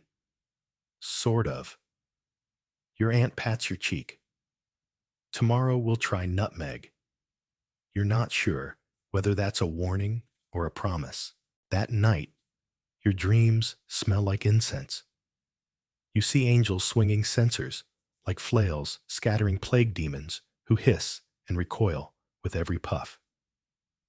One stops and adjusts the censer's chain like it's too heavy, then shrugs and gets back to work.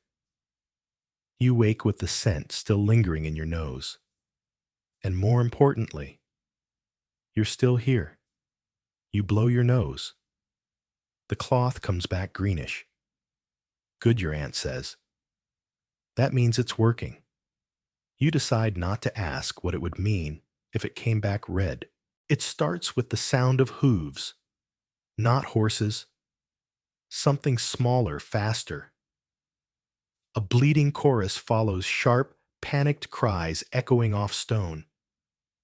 You drag yourself to the doorway just in time to see a pair of men struggling to lead a lamb through your garden gate. Your mother doesn't even blink. They're here for the bloodbath. Of course they are. You're too tired to panic. You just sit and wait as the lamb is guided gently, respectfully into your home like a holy guest. It trembles with each step, sensing something's wrong. So do you. Moments later, it's done. The room smells of blood. Animal blood baths were one of the most visceral plague treatments. The idea: slaughter a healthy beast, preferably a young one, and cover the patient in its still warm blood. The reasoning was part humoral theory, part sympathetic magic, and all desperation. A pure creature's life force might overwhelm or displace the pestilence inside you. You're stripped down to your shift. The lamb lies beside you, its blood collected in a wooden basin that's still steaming. Lie back, someone says. The first splash hits your chest like a molten wave. It's hot, sticky, metallic, a smell that lodges deep into your throat. You're painted with it limbs, face, even your scalp. Your pulse quickens as the blood clings to your skin in slow-moving rivulets. It drips onto the floor, forming small crimson constellations on the wood. It doesn't hurt, but it feels wrong, like borrowing something you shouldn't. Still, the room is reverent. No one speaks. Your father places a hand on your forehead. Your aunt holds your hand. This isn't just a treatment, it's a ritual. Historians still argue whether this was purely symbolic or part of some now-lost medicinal logic. Some suggest it was a variant of anointing, a nod to baptism sacrifice or purification rites. Others believe it was based on the idea that blood heat could stimulate your immune response. Of course, they didn't call it that. They just said it pulls the poison. Elsewhere in Europe, variants abound. In Spain, goats were used. In southern France, chickens. In parts of Italy, entire rooms were smeared with blood before the sick were brought in an inverted exorcism. One noblewoman in Avignon reportedly used stag's blood for its virility, while peasants often used pigs when they could be spared. Some even drank it. You hear about a monk who insisted that sipping warm sheep's blood restored his holy balance. He died shortly after, though his abbey insists it was unrelated. In your case, the lamb's blood is left on your skin until it cools. Flies gather. You hear one buzz near your ear, but are too exhausted to shoo it away. Eventually, the healer returns with lukewarm water, and your mother begins the gentle process of wiping you clean. The cloth turns pink, then red, then dark. The blood didn't boil out the plague, but it didn't boil you either. That's something. You fall asleep on fresh straw, swaddled in a clean tunic, the scent of iron still hovering in your nostrils. That night, your dreams are strange and heavy. You see fields of sheep watching silently as a red river winds between them. One steps forward and presses its forehead to yours. You hear no words, but you wake with the sense that something has passed between you. Your fever is still there, but the pain is quieter, and for the first time in days, you feel calm. Your mother squeezes your hand and whispers, "Maybe the lamb took it with him."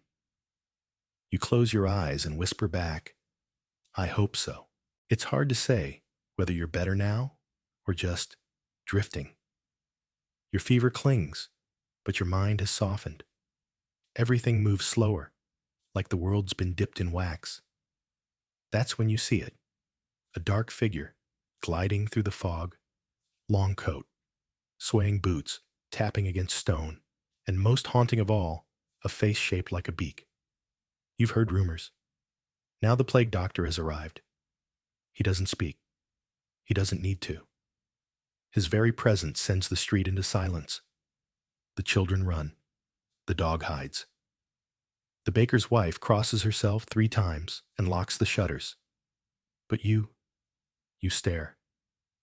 Because this is what medicine looks like now: a man dressed like death itself, wrapped in oil-soaked leather from head to toe, gloved, masked, and cloaked, armed with a stick to prod the sick from a distance, and a satchel filled with strange things, herbs, dried toads, vinegar, rosary beads. The beaked mask is the most terrifying part. A hollow snout like a bird's skull juts from his face, stuffed with aromatic herbs, lavender, mint, cloves, and sometimes garlic meant to filter the miasma. The lenses over the eyes glint faintly, turning him into something not quite human. He approaches your home. Your mother steps aside. No one argues with the doctor. He kneels beside you, inspects your buboes with gloved hands, doesn't flinch, doesn't sigh, simply nods once and produces a vial of something pungent. He dabs it onto your skin with a bit of gauze, muttering to himself, Latin maybe, or just his own list of steps. Historians still debate how effective plague doctors were. Some were actual physicians trained in universities. Others were volunteers, monks, or even criminals paid a small fee to do what no one else would tend to the dying record, the dead, and survive long enough to report back. And most didn't survive long. Their suits, those now iconic outfits, weren't for style. They were protection. Leather was believed to repel infection. The beak filtered air. The robe sealed the skin. The boots could be burned after each round. It was in many ways the first hazmat suit, but it didn't always work. The plague seeped through gloves around masks under collars, and many who wore the beak eventually ended up in the same mass graves as those they tried to help. Still seeing one meant your case had been taken seriously. The doctor finishes his inspection, straightens up, and raps the wall twice with his cane. It's a signal. Quarantine this house. Your family nods. No resistance. It's just what you do now. Before he leaves, he offers you something unexpected. A small, round pomander ball strung on a cord. Inside, cloves, nutmeg, and camphor packed into a tiny sphere of brass. He ties it around your wrist without a word. A charm. A parting gift. Then he walks out, his cane tapping against the cobbles like a slow, steady clock. That night, your family hangs a white cloth outside the door. It flutters silently, a mark of quarantine. You dream of birds, hundreds of them circling overhead, all wearing masks. One lands beside you, offers you its beak, and says, "You're not finished yet." You wake up with the pomander still on your wrist. It's warm from your skin. You press it to your nose. The scent cuts through the fog in your brain. And for the first time, you feel like you might outlast the mask. The cloth still flutters at your door. No one enters, but now and then, someone leaves a bowl of food on the steps, bread broth, or once a small cluster of grapes that had started to turn, but still felt like a gift from heaven. Inside, the house is quiet. Everyone walks softer now, like noise might offend the sickness. You're upright more often than not, breathing easier, coughing less. The swelling hasn't gone, but it's smaller, faded. Your skin itches instead of burning. You almost dare to hope, which is when someone proposes a feast. A feast you repeat, blinking. Your uncle grins. The town's trying something new. If starvation breeds plague, maybe a full belly chases it out. This isn't the weirdest theory you've heard. Feasting as a cure may sound like wishful thinking, and it absolutely is, but it has precedent. In times when famine and disease went hand in hand, people noticed that the weak and malnourished died faster. So why not flip the logic? If being hungry draws in death, maybe being full keeps it out.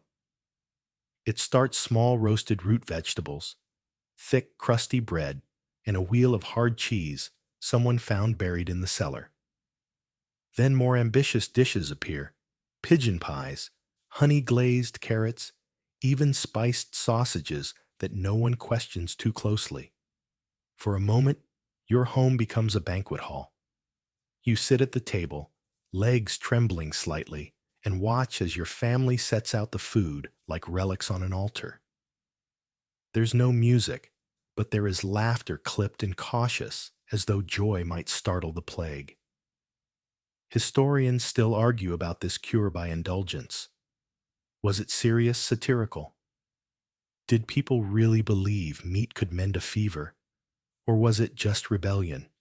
One final toast against the darkness? In some parts of Italy, records describe towns holding full-blown carnivals, mid-outbreak, masked dances, flowing wine games in the street, not because it was safe, but because people refused to die hungry and alone. You sip warm ale and tear into a crust of bread with your newly unshaky hands. The taste is so real, so normal, it makes your eyes sting. Don't stop eating, your cousin warns between bites. The plague hates contentment. He might be joking, but he might not. Others have adopted similar logic. One man swears by cured meats, and honey says sweetness keeps evil away. A widow in the next village only eats red fruits, claiming the color confuses the fever. Someone starts a rumor that blackberries can cure the sick if picked with the left hand under a full moon. At this point, you've stopped asking questions. Later, someone plays a lute badly. You don't even care. Your aunt sings an old drinking song, and your father claps along. You lean back belly full for the first time in weeks and feel something close to peace press against your ribs. For a moment, it's like the plague forgot your name. That night, you dream of a long table stretching across a field. The chairs are filled with the sick, the healed, the dead, all eating, all laughing. You sit among them, and when you bite into a roasted fig, the sweetness spreads like sunlight behind your eyes. You wake with crumbs on your pillow and warmth in your chest. The fever hasn't vanished. But it's not winning either. And you wonder, maybe there's something to be said for defiance, for eating when the world says starve, for choosing joy when fear seems smarter. So you ask for more bread, and no one tells you no. The white cloth still hangs at the door, but now it's stained with rain, faded by sun, and fluttering less urgently. You've started standing without help. Your skin isn't as flushed. The house feels less like a waiting room for death and more like a place almost alive again. And then your sister appears with a box. Inside is bone. Not just any bone, it's yellowed smooth and nestled in velvet. A saint, she whispers, or part of one. You stare. She doesn't joke. Not about this. Wearing religious relics had become a last resort for many, a desperate handshake with heaven. When herbs and leeches failed, when vinegar and toads gave nothing but smell and bruises, people turned to the sacred. This bone, whether a sliver of femur, a piece of finger, or perhaps just a good imitation, has been blessed, passed through many hands, and believed by someone somewhere to carry healing grace. It's Saint Sebastian, she says, or maybe Saint Roche. You're too tired to ask which. Either way, they're plague saints, known for their own brush with sickness and divine survival. She ties it inside your tunic close to your skin. The feeling is immediate, not physical, but symbolic. You feel like someone has pressed a warm hand over your heart. Historians still argue whether relics actually worked or whether they were simply a medieval form of placebo. Many believe their value lay in the comfort they brought. Belief itself became a treatment. You've seen other relics too. Chipped teeth said to be from apostles, cloth pieces supposedly worn by martyrs, wooden splinters labeled from the true cross. Most people didn't care about authenticity. They wanted proximity to holiness. Some carried carved medallions or relic bones in small lead boxes. Others stitched pieces of them into garments. One monk wore a relic around his neck and refused to take it off even when he was vomiting. He died, but the relic survived. There's a merchant selling fake saint bones down the street. Everyone knows they're fake, but people still buy them. Faith doesn't need proof, he shrugs. Only purchase. You begin to wear yours daily. At first, it's superstition. Then it becomes habit. Then comfort. When you touch it, your hand steadies. When you sleep, you hold it between two fingers like a child with a favorite stone. One evening, your mother lights a candle and places it beside the relic. She kneels. You follow slowly. Your joints still ache, but your heart feels steady. You pray not for miracles, but for mornings. Others in the village do the same. At sunset, a low hum of whispered prayers moves through the houses. Soft flickers of firelight blink behind windows. Some believe the act alone, the sound of prayer, forms a barrier stronger than vinegar or fire. And sometimes things do turn. A boy recovers. A woman's fever breaks. A man who couldn't speak for days mumbles amen and begins to weep. It doesn't always work, but when it does, people credit the relics, or the saints, or maybe just the fact that someone believed hard enough to try. You stop coughing. Your sleep deepens. The swellings shrink. You still wear the bone. And now, when you dream, you don't see plague masks or smoke or stones. You see a quiet chapel on a hill empty, but for a single beam of light, and something resting in the center, small, glowing faintly warm as breath. You wake up and whisper, "Thank you." And it doesn't feel strange at all. The cloth comes down from the door, not ceremoniously. No drums, no prayers, no town crier declaring your triumph. Just your mother unpinning it one morning, folding it into thirds, and placing it quietly in a chest. The air outside smells of wood smoke and rain. Life goes on. But before you can settle into the rhythm of the living, your father suggests one last thing. He takes your hand, guides you down the steps, through the now quiet lane, and toward the small stone church at the edge of town. It's not for mass, not for medicine. It's to kiss the bell. Not just any bell, the holy plague bell.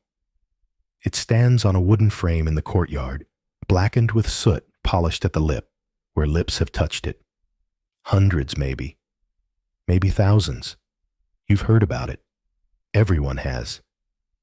They say it came from a monastery that burned centuries ago, that it was carried through plague cities in a cart by barefoot monks who rang it at every doorstep, that it told for the dead, and then miraculously for the healed. Now it rests here, silent, except for moments like this. Your father bows his head. You follow. Your skin still carries the faint scent of rosemary. A cloth pouch with your tiny relic taps softly against your chest. You step forward. The bell waits. They say, kissing it binds you to the prayers of every other lips that touched it, that it finishes the healing, that it seals the sickness outside your body. You don't know if that's true, but you know how much you want it to be. The metal is cool, wet with morning dew. You lean forward and kiss the edge. Not lightly, not fearfully. You press your lips to it with the weight of every fevered night, every burn, every absurd cure, and whispered prayer. Your breath fogs the metal. For a moment, your reflection stares back, older, thinner, strangely peaceful. You step back. Your father nods. Others are waiting. An old woman wrapped in 3 shawls, a girl with her hand wrapped in silk. A boy who coughs once, then doesn't cough again. You don't know their names, but you know their pain. You make room. That night, you sleep with the window open. The wind is gentle. The room smells clean. Your dreams are quiet. You walk through a forest where every leaf is shaped like a hand, and each tree bends to touch your shoulders as you pass. At the end of the path, the bell waits again. It doesn't ring. It doesn't need to. You nod. It nods back. You wake before sunrise. You rise without shaking. You eat without forcing it. You breathe without counting the pauses between. You're alive. Not fully healed, but whole enough to continue. And now, as the embers of the fire die low, and your eyes grow heavier with each blink, let yourself rest in the stillness of what you've just witnessed.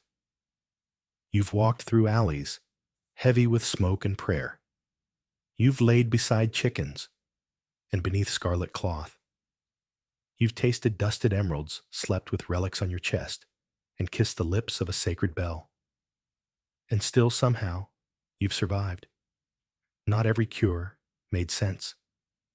Many were strange, some terrifying, a few even beautiful in their own quiet way. But each was born from the same flame, the desperate hope to live. That's what stayed with you, hasn't it? Not just the weirdness, but the raw human trembling behind it all. Because when everything falls apart, we reach for whatever we can. For herbs, for saints, for stars, for each other, and maybe, just maybe, for a story like this one. So close your eyes now. Let your breath slow. Let your thoughts float like candle smoke through the rafters. You're not in the plague years anymore. You're here safe and warm, your head nestled in the present, your heart holding the past like a smooth stone. Somewhere in the darkness, a bell echoes softly, not for the dead, but for the ones who remember. Sleep easy, friend. We're stepping into the long, creaky boots of a profession that even the bravest medieval folks avoided like the plague. You're about to become a plague doctor, walking the shadowy alleys of 14th century Europe, knocking on doors where no one dares knock, wrapped in a costume more terrifying than comforting. Imagine the sound of wooden wheels creaking the slow toll of church bells, and the smell, dear God, the smell of sickness thick in the summer heat. You'll be walking through that alone. Your job, to treat victims of the Black Death. But spoiler, you probably won't survive this. In fact, most didn't. Between the rotting corpses, burning pustules, and 1300s medical knowledge, let's just say your odds are not ideal. You're sitting in a cramped stone room, lit by one guttering candle. The town magistrate has summoned you because, lucky you, you've been chosen to serve as official plague doctor. It's an actual legal appointment, which means no, you can't say no. The man across the table doesn't meet your eyes. He's wearing gloves. He's not offered you bread or wine. He slides a roll of parchment toward you. With a wax seal, you recognize the seal of death. A short contract, a long sentence, your promised pay, lodging, legal immunity. But you also agree to not leave town, even if when the plague reaches your own doorstep. Historians still argue whether plague doctors were brave professionals, social pariahs, or disposable scapegoats. One thing's certain. Once you sign that paper, you belong to the town, not yourself. You trudge back home with that rolled-up contract in your pocket, as if its weight could protect you from the disease already whispering through the wind. People avoid you now just for being selected. You haven't even put on the costume yet, but it's waiting for you, folded neatly at the edge of your bed. Let's be honest, it's not a costume. It's a suit of psychological armor. The long waxed coat, the glassy goggles, and that infamous bird-like mask. You haven't worn it yet, but already you feel it changing how people look at you. Or rather, how they avoid looking at you at all. You wonder briefly if anyone truly thinks you can heal people, or if they just hope you'll take the disease away with you when you go. The next morning, the bell rings. A family in the poorer quarter has lost 3 members in 2 days. You take a deep breath and suit up for the first time. Your gloves feel too big. The beak mask presses tight against your face. You can hardly see through the foggy glass lenses. Your breath echoes inside the mask like a whisper from the grave. And suddenly, you understand it's not just to protect you. It's to protect them from having to see your real face. A human face. Vulnerable. Frightened. You're less a doctor now, more of a walking warning sign. You arrive at the cottage. No one opens the door. You knock once, then push it open slowly. Inside, a woman wails beside 2 wrapped bodies. A child coughs violently in the corner. The air is thick with vinegar and bile. Your instincts scream to run. Instead, you approach. You remember what you're supposed to do. Record symptoms. Offer remedies, like rosewater or theriac, and comfort the family. So you nod. You speak softly. You hand out pouches of dried herbs to burn. None of this will work, and you know it. Still, you write careful notes in your ledger. Every lesion, every fever, every death. Because believe it or not, part of your job is data collection. Cities wanted death tolls, patterns. Science or something like it. Mainstream history often paints you as a grim reaper with a clipboard. And yeah, that's not far off. But what the books don't mention is the numbness. The way your emotions slowly dull after the 50th house, the 100th corpse. You become automatic. You start tapping on doors with your cane instead of knocking. It feels safer, more distant. One time you tap, and a dog bursts out of the alley snarling. You slip on mud, or maybe something worse, and fall. Your mask clatters sideways. The dog runs. You lie there breathing fast, realizing how thin the line is between performance and panic. And you start to think maybe the mask isn't there to hide you from others. Maybe it's there to help you pretend you're someone else. A few days later, you're summoned to the mayor's house. This is rare. The rich don't usually call you. They have their own physicians if they haven't already fled. But the mayor's son is ill. The real doctor won't come. So you stand in the doorway of a gold-trimmed chamber in your cracked leather boots, watching a pale boy cough blood onto linen sheets. His mother holds your gaze, her eyes pleading. You reach for your pouch of remedies, knowing full well none of them matter. You stay until morning. The boy dies anyway, but the mayor pays you a coin pouch heavier than most. Back home, you don't count it. You place it on the shelf beside the others, and you try not to think about what you'll use it for, because there's nothing left to buy in this town but grief and vinegar. And that's just your first week. You wake up to the sound of bells again. Not church bells, plague bells. A slow, dragging ring from the cart that rolls down the street before dawn, calling the living to bring out their dead. You lie there for a moment, blinking at the stone ceiling, your legs sore, your hands cramped from yesterday's writing. And then before the first sunbeam hits the floor, you reach for your second skin, the suit that lies in a folded heap at the foot of your bed. The beak is cracked at the edge now. The goggles fog instantly. The long, waxed coat creaks like old paper.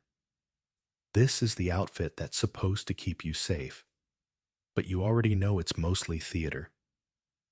The plague doctor costume, that legendary crow-face silhouette, is made from layers of leather, oil-soaked linen, and sheer desperation. Charles Delorme is often credited with designing it in the 1600s, but earlier versions of protective gear existed long before. You're in one of those earlier ones now. And it's about as effective as wearing wet cardboard to fight fire. You tie the mask tight. You tuck the sleeves into gloves. You make sure the herbs inside your beak haven't rotted. Lavender sage, rose petals, crushed mint. Anything strong enough to overpower the stench of decay and hopefully purify the bad air, the miasma that's supposedly causing all this. Historians still debate whether the beak mask helped at all. Some say it filtered particles unintentionally. Others argue it made things worse by giving a false sense of security. But one thing is clear: you can barely breathe inside it. You step outside, and the air slaps your face through the slits in your mask. Not cold, just wrong. Like something invisible is crawling under your skin already.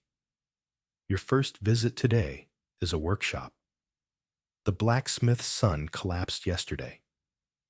You walk through the rows of bent iron, past a still warm forge, and into the back room, where the boy lies covered in sweat and soot. His mother eyes your outfit with something between awe and revulsion. She asks if the costume works. You don't answer. You just kneel, check his pulse, press your hand against his fevered skin through your gloves. It's a strange thing, touch without feeling. You prescribe dried wormwood and recommend that she burn all his clothes. Then you hand her a talisman. It's not medicine. It's a psychological bandage, something people can cling to. Half your work is false hope, and the other half is calm authority. You stand up, adjust your belt, and leave as quickly as you arrived. The less time you spend near him, the better. The suit is already sticking to your skin. By mid-morning, the sun turns your waxed coat into an oven. You're sweating so hard, your gloves are slippery. The mask smells like vinegar and old breath.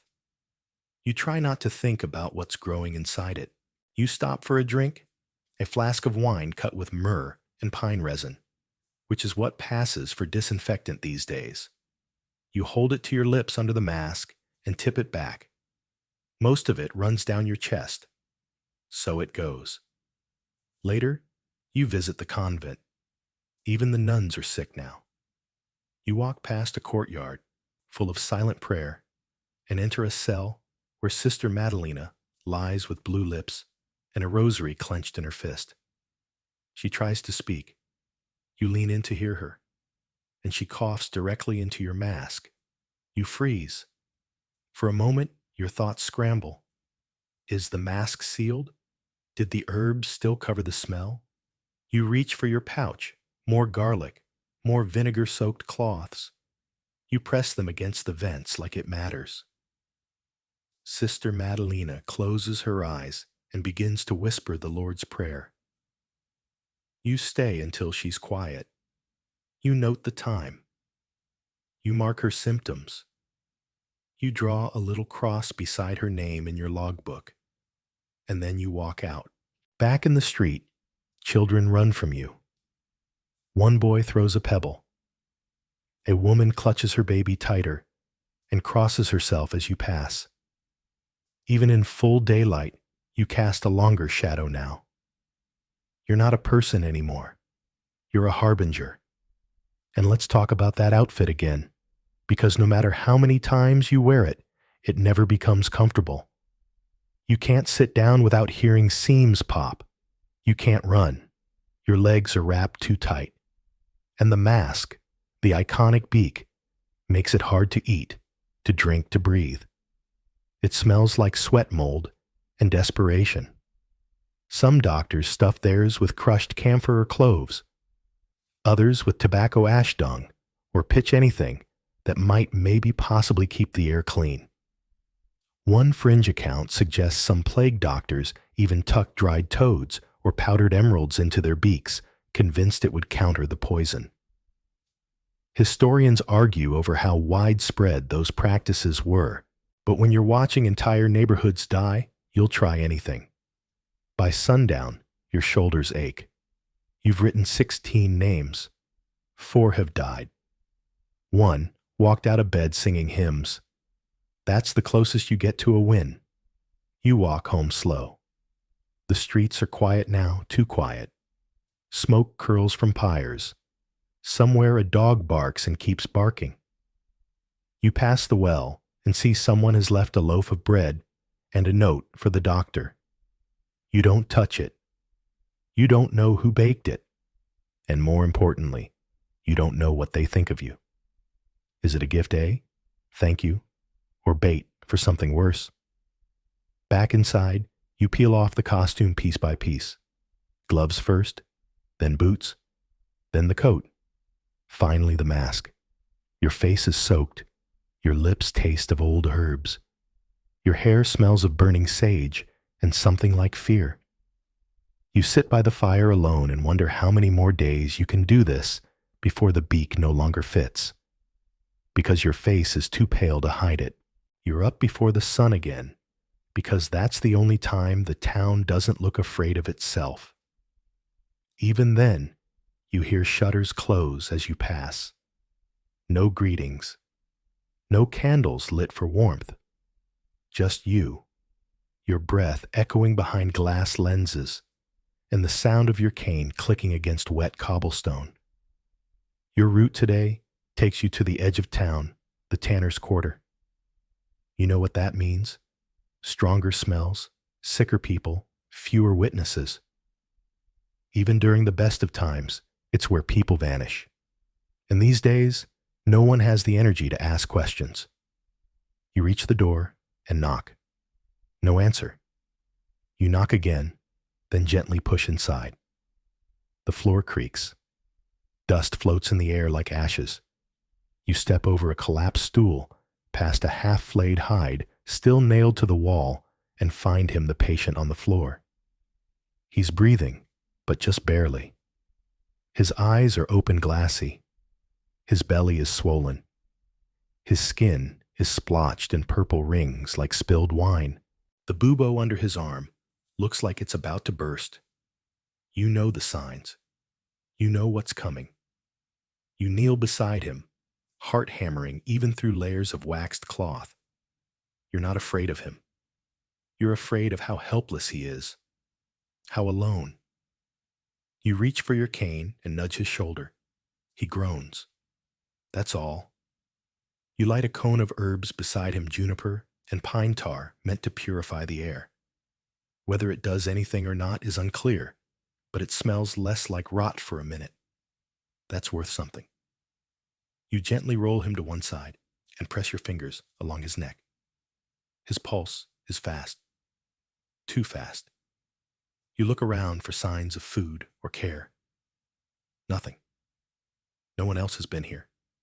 No one's coming.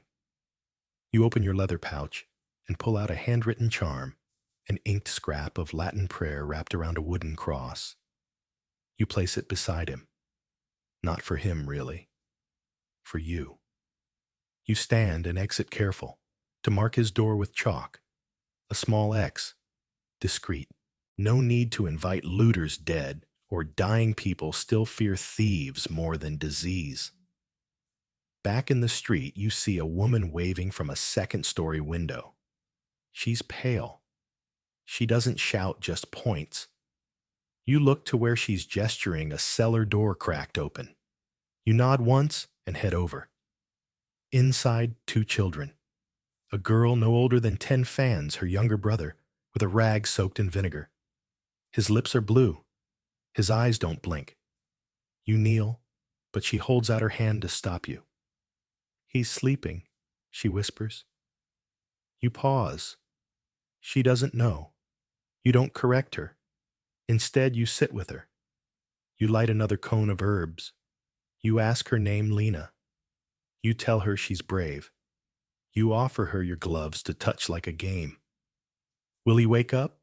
She asks. Historians still argue whether plague doctors were meant to heal or comfort. It was rarely both. You choose silence. Then gently, you reach out and close his eyes. She watches, but doesn't cry. You stand and leave her the rest of your rations, some dried apple slices, and a strip of salted meat. It's not much, but it's more than she'll find on her own. You step outside and slam the cellar door shut behind you, harder than needed. The sound echoes. It's the only part of this job that feels final. By now, your ledger is heavy with names. And so many of them, especially in places like this, come without backstories. No birth dates, no known relatives. Just sick people alone in dark rooms.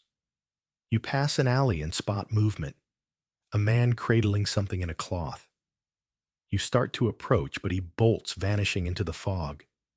You glance at where he was standing and see something on the ground, a broken flask. Was he carrying medicine food? A baby you'll never know.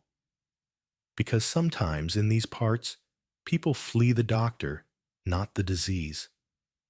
Your next stop is a public bathhouse. Well, what used to be one. The pools have dried up. The tiles are cracked, but people still come here to hide or die. You walk past the broken columns and find 4 men sleeping on the floor. One coughs so hard his nose bleeds. You wake another. He's burning up delirious, muttering something about demons under his skin. You've heard that before. Many times. Back then, people didn't understand germs. They believed the plague came from divine punishment, bad stars, or corrupt air. One fringe belief even held that lepers or Jews poisoned the wells, a claim that led to brutal massacres across Europe. You don't believe that. You believe in what you can see. But right now, what you see is 4 more names to write. You hand out scented cloths, a pouch of sage, a small rosary. You mark their wrists with red string to warn others. And you walk back out your coat, now stained with ash and something else. Best not to look. As you step into the fading daylight, you hear singing. Faint, melodic. Children's voices. You follow the sound. It leads to a group of orphans dancing in a circle, chanting a nursery rhyme. You know it. Everyone knows it. Ring a roses, a pocket full of posies. Ashes, ashes, we all fall down. They smile at you as you approach. You do not smile back, because you know what that rhyme really means. And it's your job to watch it play out again and again and again. You wake to shouting. Outside in the square, a crowd has gathered. Angry voices, clanging pots. Someone's crying. Someone else is chanting a prayer with an edge of fury. You throw on your mask and coat in a hurry, still damp from yesterday, and push through the door. It takes only a second to see what's going on. A merchant, pale and trembling, is accusing his neighbor of infecting his house. The neighbor, a tailor, is denying it loudly, and for good reason, he's already coughing. You step between them, raising your cane, not as a weapon, but a boundary. They fall quiet when they see you. The merchant backs up fast. The tailor tries to speak, but breaks into a fit of wheezing. You help him sit, pull out a flask of watered wine, and hold it to his lips. He drinks barely. A city watchman approaches. He tells you the magistrate wants the tailor quarantined, maybe chained. The merchant is demanding justice, compensation, an arrest. You look down at the tailor shaking and soaked in sweat, then up at the polished armor of the watchman. And you realize you're not just a doctor anymore. You're a legal tool. Plague doctors weren't always healers. In many towns, especially during the height of the 14th century outbreaks, they were municipal officers. Their duties included tracking deaths, documenting outbreaks, managing quarantines, and even signing off on mass burials. And they were often paid well, at least on paper. You think back to when you took the job. The contract promised 2 silver florins a week, a private room, and food. But that was months ago. You've received exactly one payment, and it was in mildewed bread and a half bottle of vinegar. Historians still argue whether plague doctors were ever truly compensated as promised. Some records show doctors dying in debt, their salaries delayed due to emergency circumstances. Others show towns trying to recruit new doctors with exaggerated promises once the previous one stopped reporting. You escort the tailor to a nearby chapel, one of the only stone buildings still in use as a quarantine zone. You've converted it yourself: cots in the pews, vinegar bowls on the altar. The stained glass saints now look down on moaning bodies and damp rags. You leave the tailor there, among others, and mark his name in your ledger. That's name number 308. On your way back, you stop by the town hall. The magistrate is inside, surrounded by clerks, all of them keeping their distance from you. He says the usual funds are delayed, guards are busy, but your work is appreciated. You ask again about your pay. He offers a long sigh and a sealed envelope. Inside, a formal notice. Not money, not even food. Just a clause extension in your contract. You are now obligated to remain until the mortality ceases. You stare at the ink, trying not to laugh. The mortality will never cease. You're trapped. By nightfall, your boots have split at the toe. Your gloves are so worn, they become almost decorative. You visit a tailor, one not infected, and ask if he'll repair your gear. He takes one look at you and says, "Free. Just don't come back." You nod. That's fair. He tosses your boots behind the counter like they're cursed. Later, you visit the apothecary. He's one of the few still open. You ask for more dried herbs and vinegar-soaked gauze, and maybe some willow bark, if he has it, pain relief for the dying. He agrees, but asks if you'll write his name in your records, just in case. He wants his children to know he helped. You do. You write it carefully in that neat script you've kept since day one. His name goes between Lena from the cellar and the tailor from this morning. You carry the supplies in a burlap satchel now. Your old leather one snapped a week ago. It's the little indignities that get to you, the slow unraveling of order. You remember the early days. There were rules then. People cleaned their thresholds, hung rosemary on doors, lit fires in the street to purify the air. Now they barely speak. They hide, or they beg. You pass a woman kneeling in the road, holding a bowl of water out to no one. She doesn't blink. She doesn't move. Her husband lies beside her, stiff, wrapped in a cloak. You recognize him. You saw him 3 days ago. Gave him clove oil, marked his fever. Thought he might make it. He didn't. And she's not going to either. You leave a small cross of sticks beside her, something she can hold on to. Back home, though home is generous for a rented stone cell with a cot, you sit at the window and look out over the town. Smoke. Silence. The occasional cry. You used to count the lights at night, how many homes still had candles. Now, there are so few, it takes only seconds to tally them. You glance at your logbook, page after page of death, and somewhere in the back, a folded paper, your contract. You almost throw it into the fire. But something stops you. Because deep down, you know there's nowhere else to go. Not for you. Not anymore. There's a moment every plague doctor dreads when the ledger becomes heavier than the medicine bag. You feel it today. The satchel on your shoulder barely swings anymore, filled with scraps of cloth and wilted herbs. But the ledger, that thing drags like guilt. You open it with a sigh and flip past pages thick with ink and loss. You've added symbols now. A triangle for children, a star for clergy, a question mark for those who didn't stay still long enough to finish dying properly. You pause on a page and squint. A name you recorded yesterday. Henriette, age unknown, occupation widow, is smudged by what looks like rainwater, or maybe your own sweat, or tears. You honestly don't know anymore. You put the book away and start your rounds. Today's first stop is a farm on the outskirts of town. You walk there slowly because something in your knee clicks now. It wasn't like that a month ago. Or maybe it was. Time bends strangely during plague. The farm smells of damp hay and panic.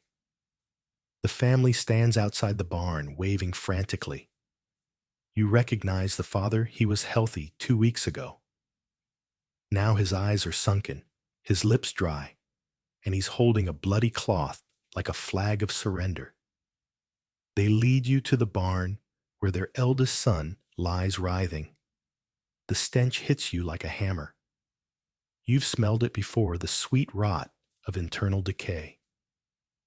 His limbs are stiff, but his body jerks like he's fighting invisible ropes. You crouch beside him and realize something awful. His skin is splitting. Not from injury, but from tension. The buboes have swelled so badly that the flesh has cracked open. This is where medicine gets replaced by myth. You offer willow bark, cool cloth, a whispered prayer, and then you reach into your pouch for what no one expects: a pigeon. Yes, a real, very dead pigeon. This wasn't a joke. In the Middle Ages, doctors sometimes placed freshly killed pigeons on infected skin, believing the bird would draw out the disease. Sometimes they'd even cut open the bird and strap its raw chest over the buboes. One theory claimed pigeons were spiritually pure. Another said they just absorbed bad humors. Historians still argue whether this was symbolic or seriously believed to be medical. You don't argue. You just do it. The boy doesn't flinch. He's already halfway gone. You stay long enough for the pigeon to stop being warm. Then you nod to the father and leave. There's nothing else to say. As you walk back into town, your thoughts drift, as they often do, to how little you actually know. You were trained in Galenic theory, 4 humors, bloodletting, hot versus cold foods. None of it works here. You might as well prescribe moonlight or unicorn horns. Some apothecaries actually do, by the way, ground unicorn horn, which was usually powdered. Narwhal tusk was expensive and popular. You once tried bleeding a patient. He died faster. You once tried giving nothing but prayer and kindness. He lasted 3 extra days. So now, you just try everything. In one home, you burn sulfur under the bed. In another, you rub rosemary oil on the soles of feet. Once in desperation, you hung a mirror over a dying girl's face, hoping the disease would see itself and flee. She didn't. You don't believe in astrology, but you've memorized the alignment of Mars and Saturn this month anyway. You mark the waning moon in the margins of your records. You even adjust treatments slightly based on the time of day. Why? Because a fellow doctor once swore the plague hated morning light. He died at noon. You stop at a fountain to clean your gloves. A boy runs up to you and asks if you can bring his father back. He's holding a hand-drawn picture, crudely scrawled, but hopeful. The father wears a crown and a smile. You want to say something comforting, something wise. Instead, you kneel and offer the boy your spare pouch of dried mint. It smells good, you say softly. He takes it and doesn't cry. Neither do you. But your knees creak when you rise, and that feels worse somehow. Later, you meet with a group of fellow plague responders, 3 of you in total. You don't speak much. No one wants to swap stories. But you compare notes. One reports rats nesting in a patient's abandoned bed. Another says her own hair has begun to fall out, a sign maybe of stress, or early infection, or just exhaustion. No one knows anything for sure. You suggest trying onion poultices next week. Another doctor mentions they're placing garlic under floorboards. Someone whispers about a monastery 3 towns over where no one has died yet. The rumor is they drink only boiled water and chant Psalm 91 daily. You all agree to try boiling water. You don't talk about Psalm 91. After sunset, you return home and sit by your tiny fire with a bowl of thin porridge. You stir it with your finger. It's too hot. You let it cool. You never eat it. Instead, you pick up your medical manual, Galen's Dimethido Medendi. You flip through it for comfort. The pages are stained and the ink is fading, but it still smells like paper and logic and learning. Things that made sense once. You find a passage on black bile and melancholia. It explains that sorrow is caused by imbalance, that too much grief will drain the heart's warmth. You close the book slowly and lean back. You haven't been warm in days. The day starts like all the others, dim, damp, and filled with dread. You tighten the straps on your mask, test the seal with a short breath, and reach for your cane. It taps the floor like a metronome, steady and hollow. Today, your route is shorter. Fewer calls, fewer people, fewer anything. You step into the street and immediately feel the tension. It hums in the air like a distant swarm. The town is too quiet. Not peaceful, just expectant, like something terrible is about to break. As you walk, people shrink from your path. That's normal. But today, it's more intense. They're not just afraid, they're repulsed. You catch a man crossing himself 3 times. A mother shushes her child when he points at you. You even hear someone mutter, "There goes death in leather." You glance at your reflection in a bakery window, cracked glass, distorted but still enough to see it. You look like a monster. The beak, the goggles, the coat that's more grime than fabric. You don't see your face anymore. No one does. And that's the point. Because to them, you aren't a person. You're a bad omen. The association is understandable. You show up, people die. It doesn't matter if they were dying before you arrived. Your presence is the seal on the letter. The funeral bell's first toll. You bring confirmation, not cure. And over time, superstition takes root. You begin to hear stories, whispers that plague doctors don't just watch death. They cause it. That your mask holds curses. That the herbs in your beak are witchcraft stolen from demons and forest spirits. One rumor claims that plague doctors mark homes not with chalk, but with invisible hexes. Historians still debate how widespread these beliefs were. In some towns, plague doctors were revered. In others, they were spat on, or worse.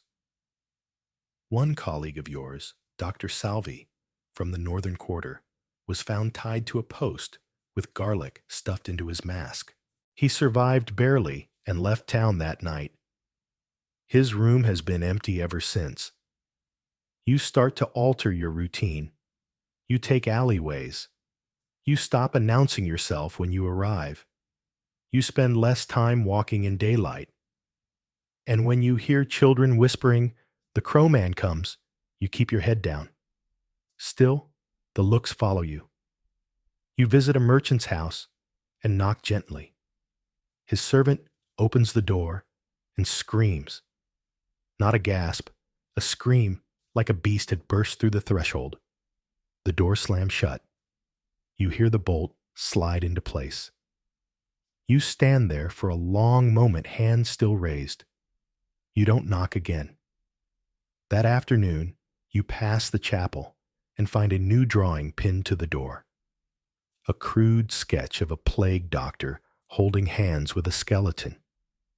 The caption reads, "He chooses who dies." It isn't signed. You tear it down and keep walking. In the evening, you make your final rounds at the southern gate.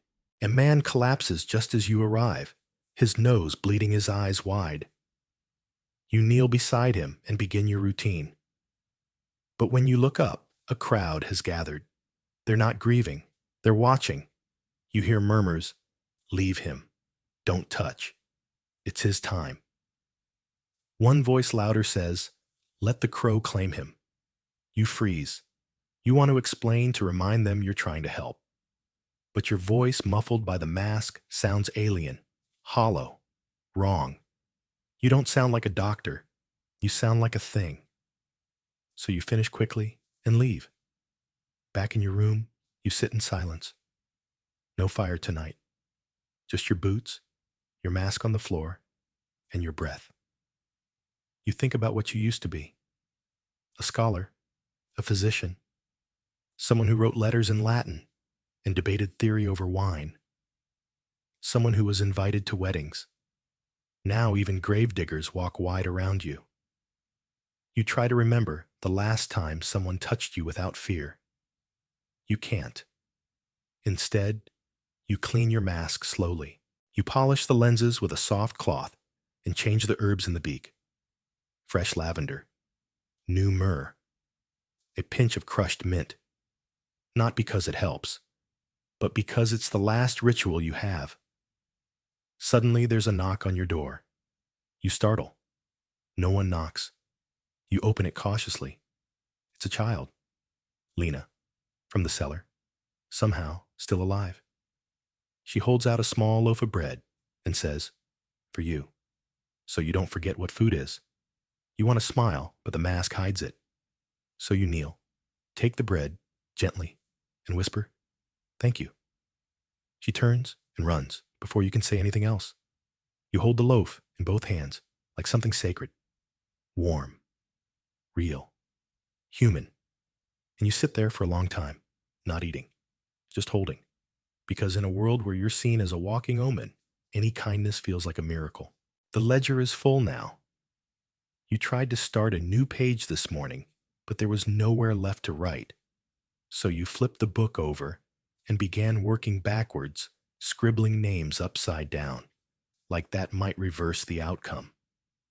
You know it won't. But it helps barely. Today, the air is heavier than usual, damp, still, like the town is holding its breath. You take your time putting on the mask. You lace the boots slowly, one eye always on the door. You already know what's coming. It was always coming. Your coughing. It started yesterday. A dry rasp, easily ignored. But now it echoes inside the beak, bouncing off the dried herbs like a warning. You suck in a breath and tell yourself it's dust, pollen. Anything else? You don't believe you. Your first stop is a bakery. The owner died 2 nights ago, and now his wife has asked for cleansing. You enter the warm, yeasty air, now tinged with vinegar and soot. She leads you to the body lying on flour sacks. His skin has gone stiff, jaw open, in a silent word. You ask if she wants last rites. She shakes her head. She just wants the space back. You nod, then perform the motions anyway. You sprinkle salt at the door. You light a rosemary bundle. You speak the prayer you don't remember ever believing. When you leave, she offers you a roll of bread. You take it, but your hands tremble. The next few visits blur together. A priest with shaking hands. A well digger whose family won't open the door. A boy who's gone stiff with fear, not fever. Each one pushes you further from your body, like you're floating just behind your own shoulder. You're sweating under the coat. The mask feels tighter. Every breath catches. You pause on a bench and listen to the sounds of the street. There are none. Even the birds have stopped singing. You close your eyes, just for a minute. You see fire, a pyre stacked high. You see your name in someone else's ledger. You see your mask, lying on the cobblestone beak snapped clean in two. You snap awake, back on your feet, back on your route. You reach a familiar cottage.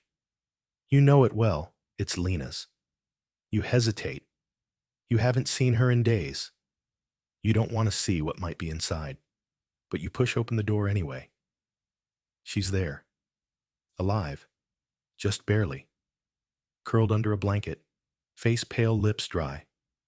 She looks at you, no fear, just exhaustion.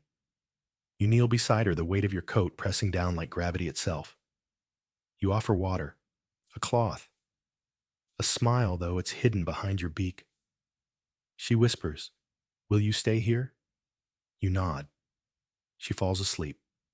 You sit beside her for hours. Your hand drifts to your chest more than once. The tightness is real now. The cough is deeper. It tastes like metal. You think about leaving. You don't. You stay. And as the light fades, you realize something. You're not going to survive this.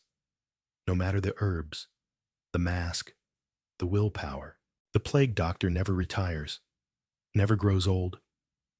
He just fades quietly, like a candle burning low, until the mask lies empty and someone else is forced to pick it up. And yet, even now, you keep your log. You write Lena's name in careful letters. You underline it twice.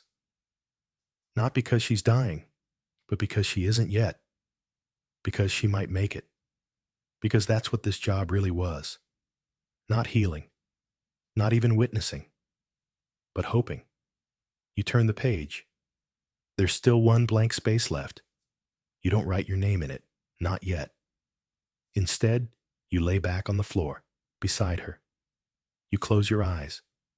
You breathe shallowly through your herbs. You feel the thump of your pulse in your neck, your wrist, your ribs.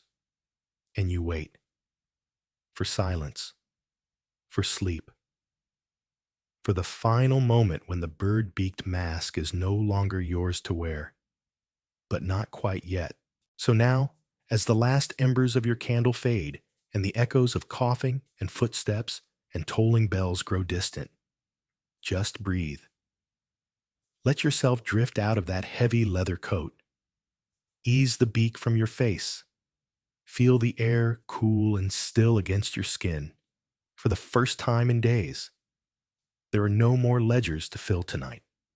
No doors to knock on. No more children's eyes watching you from behind broken shutters. Just the quiet, the hush, the soft hum of the fan in your room. Maybe you survived. Maybe you didn't. But what matters now is that you were there. You bore witness. You tried. You reached for hope when everything else recoiled. You were the shape in the street that made people whisper, not because you were a monster, but because you kept walking when no one else could. The plague doctor didn't always bring healing, but he brought presence. And sometimes, in the darkest chapters of history, that's all the world had left to offer. So let the image settle of that crooked mask resting gently on a bedside table, the herbs inside finally still. Let the flicker of lamplight soften around you. Let the names in the ledger sleep. And let your breath, steady, deep, warm, guide you toward rest, far from the cries of the dying and the weight of leather gloves. You're not in the streets anymore. You're safe. You're still. You're home. Good night, doctor. Sweet dreams.